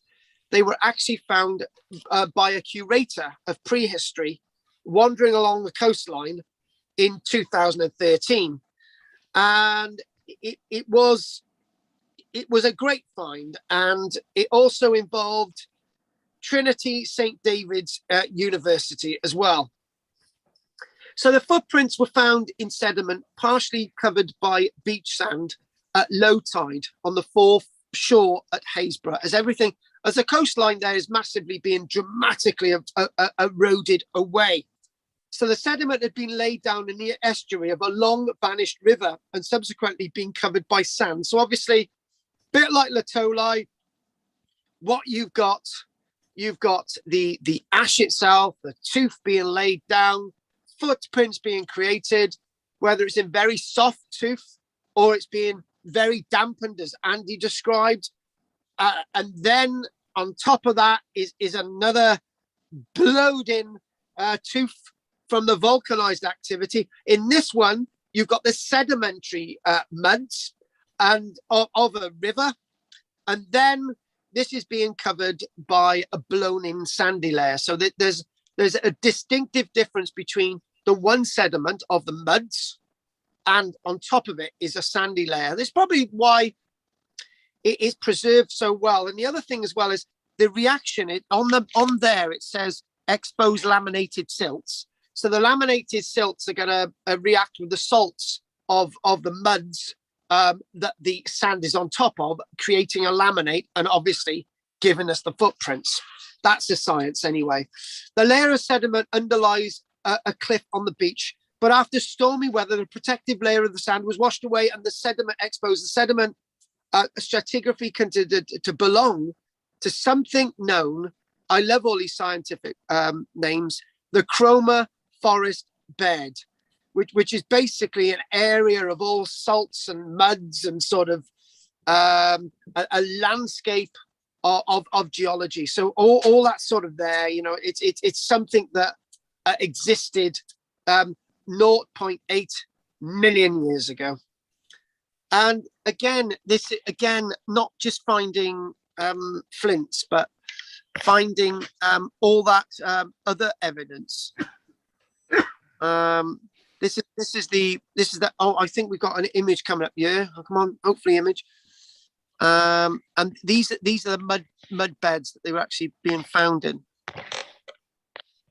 And you can see the prints there. Those are the prints, loads of them. Yeah, they are the prints. All of those are prints. It beats any dinosaur footprints you may find. Because of the softness of the sediment, which lay below the high tide mark, tidal action eroded it. And within 2 weeks, the footprints had been destroyed forever. They're gone. They no longer exist. Although the researchers were unable to preserve the footprints, they worked during periods of low tide over 2 weeks, often in pouring rain, to record 3D images of all the footprints by using a photogrammetry, which basically record the levels, as we saw at Latoli, of the prints. And the thing is, I know a few of you are asking this question, why didn't they just lift them up and put them in a museum? Well, the problem is with that, if you did that, they would start to shrink. And the idea of the context and levels and understanding the heights and who these people were would have all been lost. So it was better to record them and lose them. It was better to record them fully and lose them than it was to lift them and lose valuable data. So it was better, sorry to say, it's better to lose them and have an accurate record than have an inaccurate record and keep them. I know that sounds nuts, but these are the decisions us archaeologists have to make, and it's decisions that we've all made over time. And yeah, I'm not going to go into any examples there. So approximately 50 footprints were found in an area measuring nearly 40 square meters. So it was a large area to record. And there you go. There's the muddy bed up directly below. All of that there, all of that mud there, that's the archaeology, that's the geology that's been built up. That's the geology that's been built up over that period of time. And again, in just the space of under a million years. So what we've got 50 footprints, and we've got 12 that were largely complete and 2 showed details of toes. The footprints of approximately 5 individuals have been identified, including adults and children. The footprints measured between 140 millimeters and 260 millimeters. So in other words, 5.5 and 10.2 inches. Thought to be and what this told us that the individuals overall were either just under 1 meter in height or 1.7 meters in height. So it is believed that, here's another one for you. I know Peter's going to love this one, yeah. The hominids that made these footprints, they are said to be a type of hominid that was different from Homo erectus, right? Something known as Homo antecessor. And evidence of this other hominid is to be found in the likes of Spain. So these people have come sort of from Spain way. But unfortunately, even though we got hominid evidence in Spain, which links to these footprints, we don't actually have any bone evidence at this site, which is not unusual, to be honest with you. So analysis shows that the group of perhaps 5 individuals were walking in a southerly direction. Maybe they're all wandering along within the muds at different times. Archaeologists have speculated that the group was searching the mud flats for seafood such as lugworms, shellfish, crabs, and seaweed. Well, I could certainly love that seaweed. I could certainly love my lava bread, couldn't I, Pete? And it's just it's a nice story that we've got here. A group of people. It's more, you know, it was when I was doing the Latolai footprints, I felt a bit suffocated earlier on when I was doing it. But with this one, it's less suffocating. It's more of a group of human beings. It's more of a group of us. It's us, you know. It's us incarnate. So what I'm going to do now, I want us to come up with a foot. There we go. These are what the footprints look like. You can see them there, can't you? You can see them there with a little bit of photogrammetry level there. So it gives you us the levels. So the Haysborough site is too old to date using radio carbon dating. So what they did, they read the layers. Easy. So the layer at the top of the cliff line. So what we do stratigraphic dating. So what we do, we date the layers. So obviously the newest ones at the top, we date them all the way down, and that's stratigraphic dating. Get a good geologist in there to do that. Archaeologists have been reading stratigraphy for many years. And there was another technique that they used to date them. This is new on me. Right? It's known as paleomagnetism, right? And the way paleomagnetism works is as follows. Paleomagnetism works on the process of the magnetic field, and preserved in the muds at this level is a magnetic signature. And if you can understand that magnetic signature being slightly different from today's magnetic signature, then you can probably work out, you can backdate when that magnetic signature was formed. Hence we get 800,000 years ago. I love it when they come up with these things. It's just brilliant, I think. Hang on a minute, let's just get back to my notes. So we got these really nice magnetic signatures. And the other thing as well is preserved in the muds was some other evidence. Fossil flora and fossil fauna. So we could understand what the landscape was like at that time in the past. And we'll mention that in a few moments. But, you know, it's so good that we did a few weeks ago, the vole, right? Because within the muds, they actually found evidence of a certain type of vole that is no longer around today. And we know that vole existed at least 840,000 years ago in a certain geological period. So the vole's teeth within the muds also give us a wide about date range for when these footprints were created. I'll splutter this out. some people believe that the footprints might date to 1 million years ago, but we'll just keep with the 800. Let's just not get too excited, folks. So what this story tells us, so if we can get back into those footprints and just sort of get into the sort of individuality of this. Oh, there they are again. Let's just put our feet into those footprints. Can't put our feet into those footprints now because they're gone, but let's just sort of step into the back heel there. We've got a nice back heel there. So what we're talking about, the hominids that created these, as we've mentioned, Spain, had crossed over some kind of land bridge. So again, that would give us an indication of, it's very likely, because there's movement of these hominids, that it might have been a little bit cold, but they were able to move around, right? Because we know it was a little bit cold because the landscape that we find from the flora was a grassy, open valley surrounded by pine forests. And it was a grassy landscape with these forests that seem to be very similar to Scandinavia.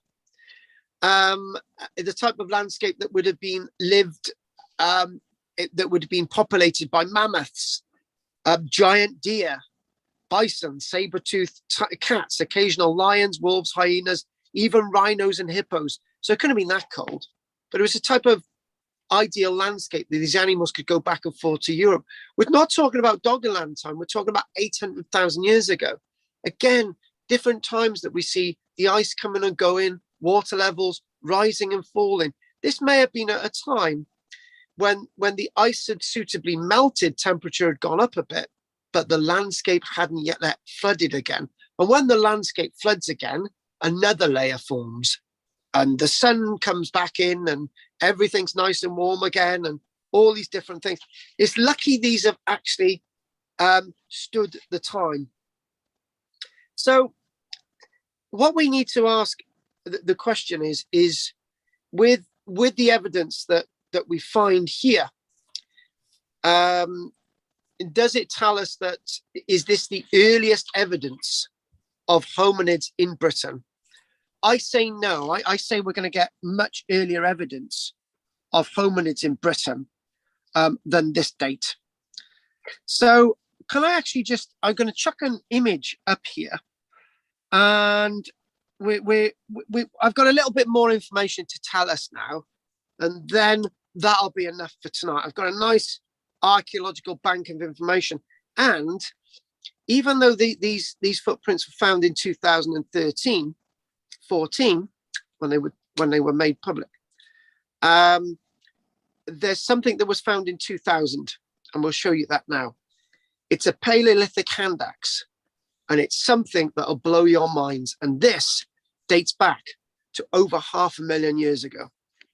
This was found before the footprints. That blows my mind. Look at that. That is archaeology incarnate. So these actually date, these were found in 2000, a black flint hand axe. Bellangeur, Le Routelon, Le Plan, Le Square. These are the best. These are the best of the best, from between 600 and 800,000 years ago. Again, found eroded along there. Could these have been the axes that those people actually used 800,000 years ago? So this was selected as one of the greatest prehistoric discoveries ever made in Britain. And by the looks of it, there's not much competition going back that long way before the footprints. But this is an actual archaeological artifact. What we find with the footprints is the record, because the footprints have been now washed away. Haysborough has produced, and along that coast with Pakefield, a number of significant archaeological finds over the year because of the severe coastal erosion. New material is constantly being exposed along the cliffs and on the beach. prehistoric discoveries have been noted all the way back to 1820. Do you know what? When we do the story of Clement Reed, it'll be one of those days that we'll just say, look, Clement Reed, with his wonderful publication back in 1913, he was another pioneer, but there were earlier pioneers that were finding earlier evidence going back and recorded as far back as 1820. Oyster beds were being trawled out there, and teeth, those big teeth from mammoths were coming up, antlers. We've got horns, bones from various animals, evidence of rhinos, giant deer. All those extinct species were being trawled up along this coastline. Much of that evidence from the 1820s is now gone. But what we do find is that in February 1825, it was reported that fossilized tree stumps were recorded, animal bones and fir cones were being revealed in the muds off the coast of Haysborough. Now, where they were recorded in 1825 is a little bit further out than the coastline today, because that's all gone. That's all been eroded away because Haysborough's lost probably about a kilometre since these finds in 1825. But nevertheless, Clement Reed's Submerged Forests would become a reality in his publication in 1913. In January 1877, there was what's described, there was a great storm. And this great storm swept huge ironstone slabs from the seabed onto Haysborough Beach. What were these ironstone slabs? These ironstone slabs actually preserved impressions of something else. The ironstone slabs preserved impressions of leaves from oaks, elms, beeches, birches, and willows that had lived thousands of years ago, and evidence of bison bones. All of this activity then being lost and forgotten until being re-examined in 1999. What we do find, and the other thing as well, was some of those bison bones found in the 1870s. They actually found the telltale cut marks that the bones of these bisons had been butchered. Now, interestingly enough, lots of this evidence was put away in boxes in museums. People forgot about it. And they wanted to forget about it because nobody really wanted to believe that there had been a landscape out there beyond the coastline. This is why we need to do this Clement Reed in detail in the future. This is why he was ridiculed for saying that, we were connected with Europe once and there were all these trees and so on. The evidence was always there, but people chose to ignore it. And finally, since this axe discovery along the coast, they've been putting grants in to try and do a little bit more excavating some of the foreshore sediment. And some of the foreshore sediment is believed to have been much older than the 800,000 years ago. Evidence that that humans may have been there a lot earlier, with evidence of tools. We love the footprints. Archaeologists are hoping to reconstruct the environment in which the footprints were made by analysing remains of flora and fauna from the sediments. We got evidence within those muds of up to 15 species of mammals within that mud layer alone. Evidence of 160 species of insects. Great. All this, it's not just about humans. Do you know what? Maybe I've spoiled this a bit today by not doing enough about the animals, right? Because in those muds as well at Haysborough, not only 160 species of insects have been found, but 100 species of plants have also been recovered so far. Absolutely amazing evidence at Haysborough indeed. So what we're going to do now, I think that'll be a nice, that's a nice end. It's 9:43. So we've done that now. We've got a lot to think about, and I just go to that Pakefield website as well. And what I'm going to do, I'm going to tell you what we're going to do next week. Oh God, do I have to? Yeah. I don't want to do Pavlan Cave next week. And I don't want to do Pavlan Cave. It's just too controversial, and I upset people when I do it. Oh yeah, let's do it. Let's do Pavlan Cave next week. And next You like upsetting people. Shut up, Pete. Next week we're going to do. The following week we'll be doing Craswell Crags, and then the following week we're going to be doing a topic that I'm going to change. I'm going to get rid of this one: Islands of the Bristol Channel, the prehistory. I'm not going to bother doing that. Nah, let's not bother doing that. Nobody's going to be interested in the islands of the Bristol Channel in the prehistoric period, are they? What a boring subject. We'll try and put we'll put a lot of Steepholm in there because we're bored to death with Peter's prehistory and on Flatholm. Sorry, Pete, we do love it. So anyway, what I'd like to do now is again, there's our nice sort of Haysborough there, and what we're going to do, interesting enough, is showing that Haysborough within those muds may have been the sort of tributary of the River Thames that goes out to sea. Could be, might be. Love it. So anyway, let's call that done tonight. Let's see if there's any questions. And there's little things in the question box down here. I love this. Oh, Claire says, thanks, Carl. Bye, everyone. No, I was a bit late. And Andy said bye, so that's okay. We do love her, but Andy's the one who said bye from all of us. Right, Pete, anything you'd like to say, lovely darling? Well, just that when you think back, how did they first find that flint was a useful cutting tool? Did they perhaps cut their fingers on a few flakes of flint? How did it become recognized almost worldwide that flint was the material to use for tools? Pete, why'd you put about 3 questions in one question, right? so the first thing is Pete, right? I'm gonna be a bit sort of pseudo dismissive, right?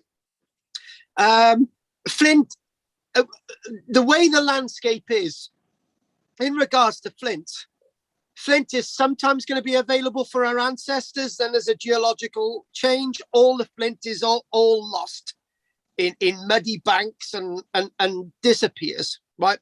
So it's almost as if human beings have to rediscover the skills to knap flint. But it's the same as making a fire. Those skills are not going to disappear. So they're going to keep some flints with them. They're going to know where these flints are to be found. But then again, glaciers come in and everything's disappeared. Now, your question was specifically about how did they know? And the thing is, Pete, why shouldn't they know, right? And the one thing, when earlier on when I was listening to you talking to Margaret, something occurred to me that there was no reality about thinking about going to the moon before the 1940s. Until von Braun invented the V2 rocket. Then we realized that we could use the V2 rocket to get to the moon. That was when the reality hit us. That was when the ability, when we started thinking about the stars. Now, before that, it was a thought. There was no sense of reality about it. But suddenly, by accident, Pete, that's the word you want.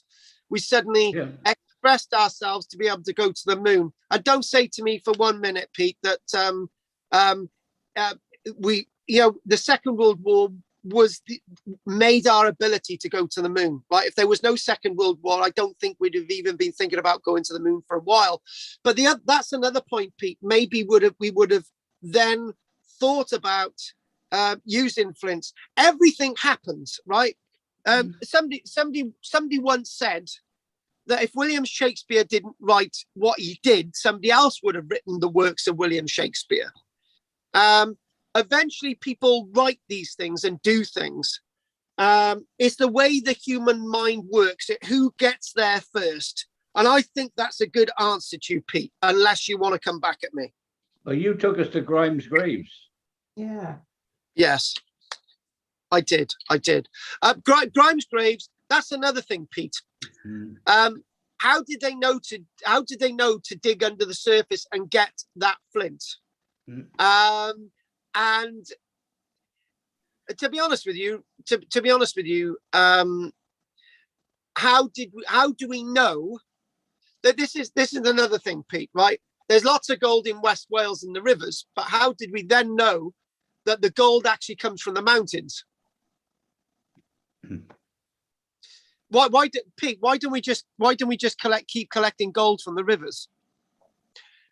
Well, exactly, because there's loads more of it. Yeah, but how do we know that the gold actually comes from the mountains? And I don't think, personally, Pete, right? We talk a lot about accidental discovery. Yeah. Now, why don't we go a little bit further, Pete? Why don't we say that it's a lot more than accidental? It's not just, most of these things are not by accident. And if I can understand the human brain as I do, our children start to walk, they start to talk, they've got an instinct, they know to avoid things red, right? It might be a lot more than accident that we're finding these things. And I'm not talking about aliens and God and anything like that. I'm talking about instinct. Instinct, Pete, as you know, as a sailor, right, you know that when you're out at sea, it's instinct. It's not by accident that you've saved your crew. And I think that's a very important point. That's one thing that we miss. We always think this is by accident. I don't think it is. Some of it is, Pete, but not all of it. Why were they looking for something to cut with? Bingo, that's it. They were looking for something else, right? It's a bit like going on a date, Pete, right? You know what it's like, a man of the world. You've had a relationship with a thin woman. You thought, right, let's see what a relationship with a bigger woman's like, and or maybe you might try a relationship with a bloke, right? But the fact of the matter is, not that we're in that category, Pete. But what I'm saying is that you've probably just answered your own question.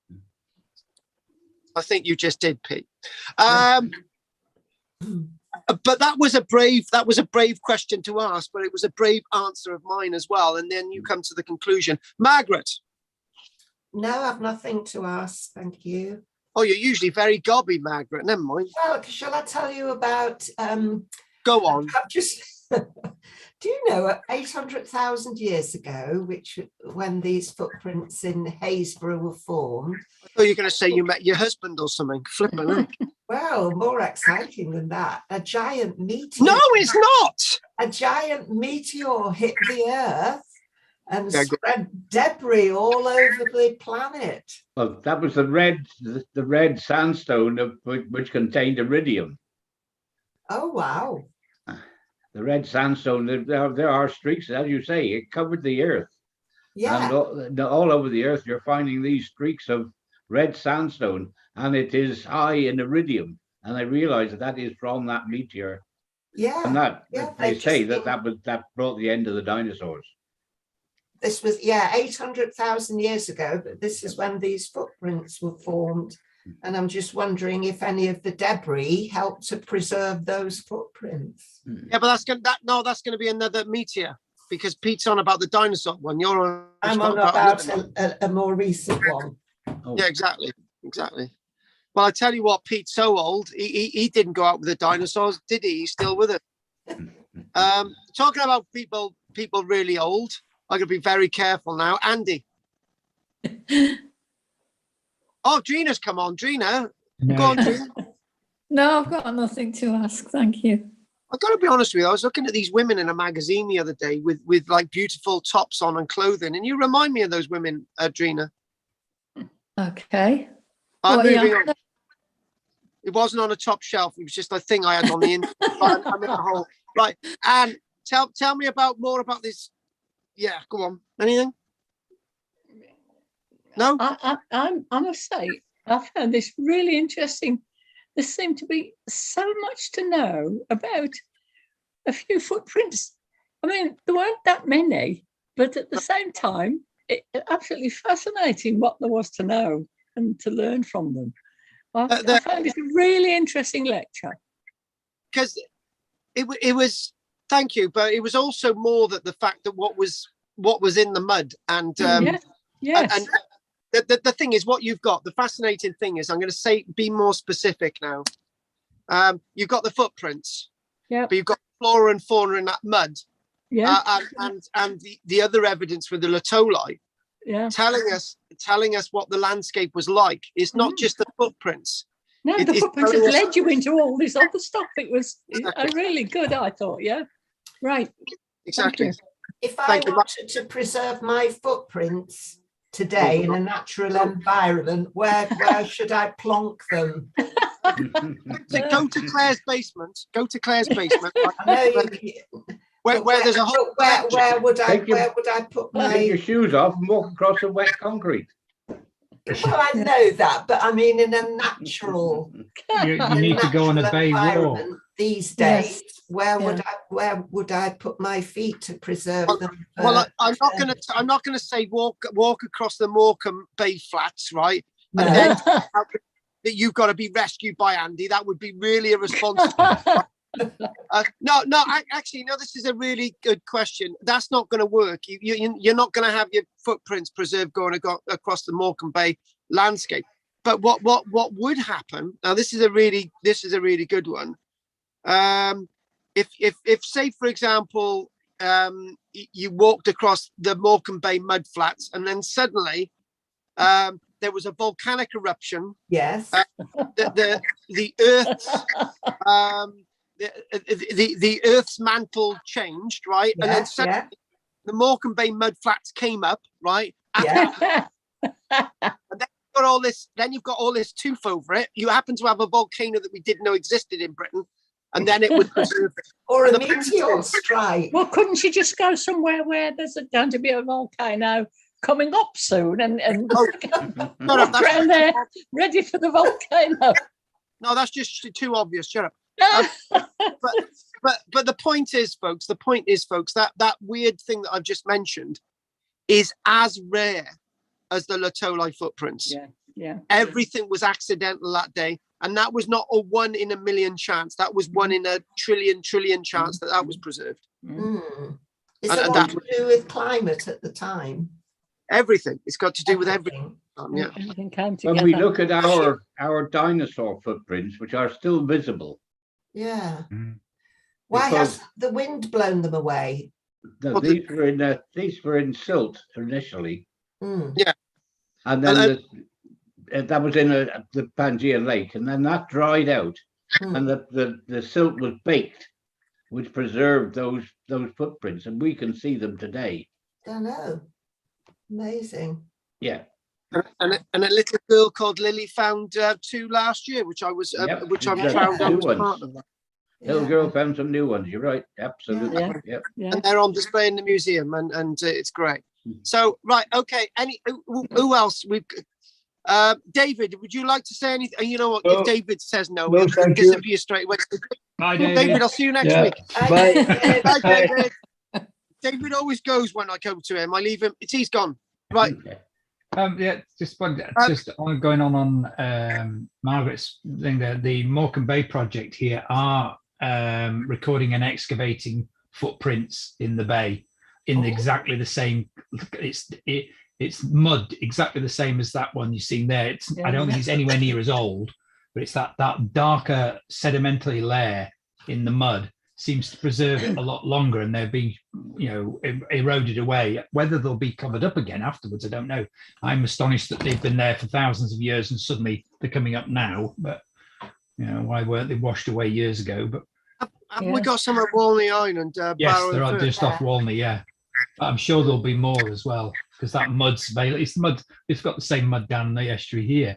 Well, what we need to do is say to an amazing find has been found down there. Give her a camera, and she can do all the work for us. She needs to go and stand in the mud, find that dark layer, stand in the mud, and then say, "Oh, there, yeah." Actually, you've got to mention a certain archaeologist, and she'll be there. Right. Absolutely. Pat, anything you want to say, lovely? No, thank you very much. That was very interesting. Thank you very much. And who hasn't said anything tonight before we finish?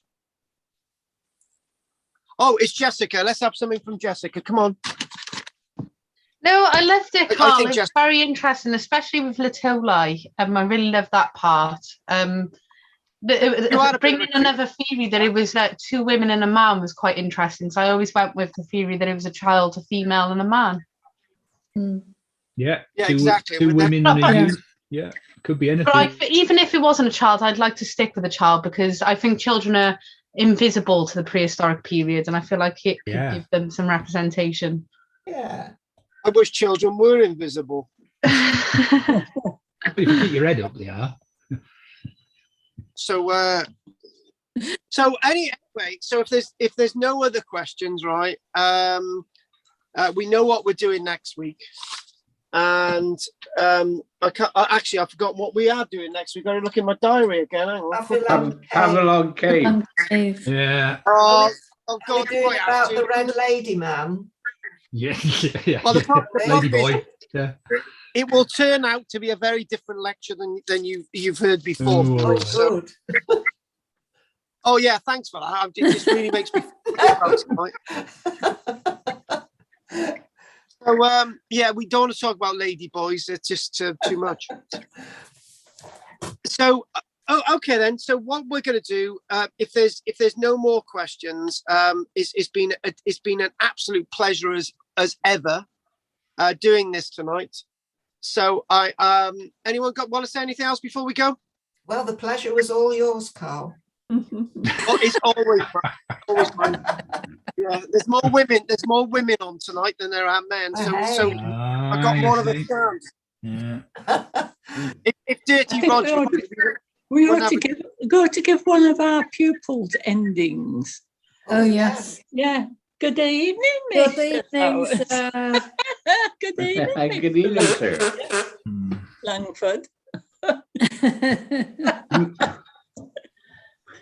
oh, go on, Mag. Okay, on that, and in that case, Margaret's got to say something. Go on, Margaret. Go on. What? Oh, thank you very much, sir. Very good lesson. Really enjoyed it. Dan was being a complete creep. So you've got to say something else. Well, Margaret, you've got to say something along the lines of, "I'm really looking forward to next week, sir, and I will be on time and I'll be available." 8 out of 10 for presentation. On a minute. No, that's not what you're supposed to say.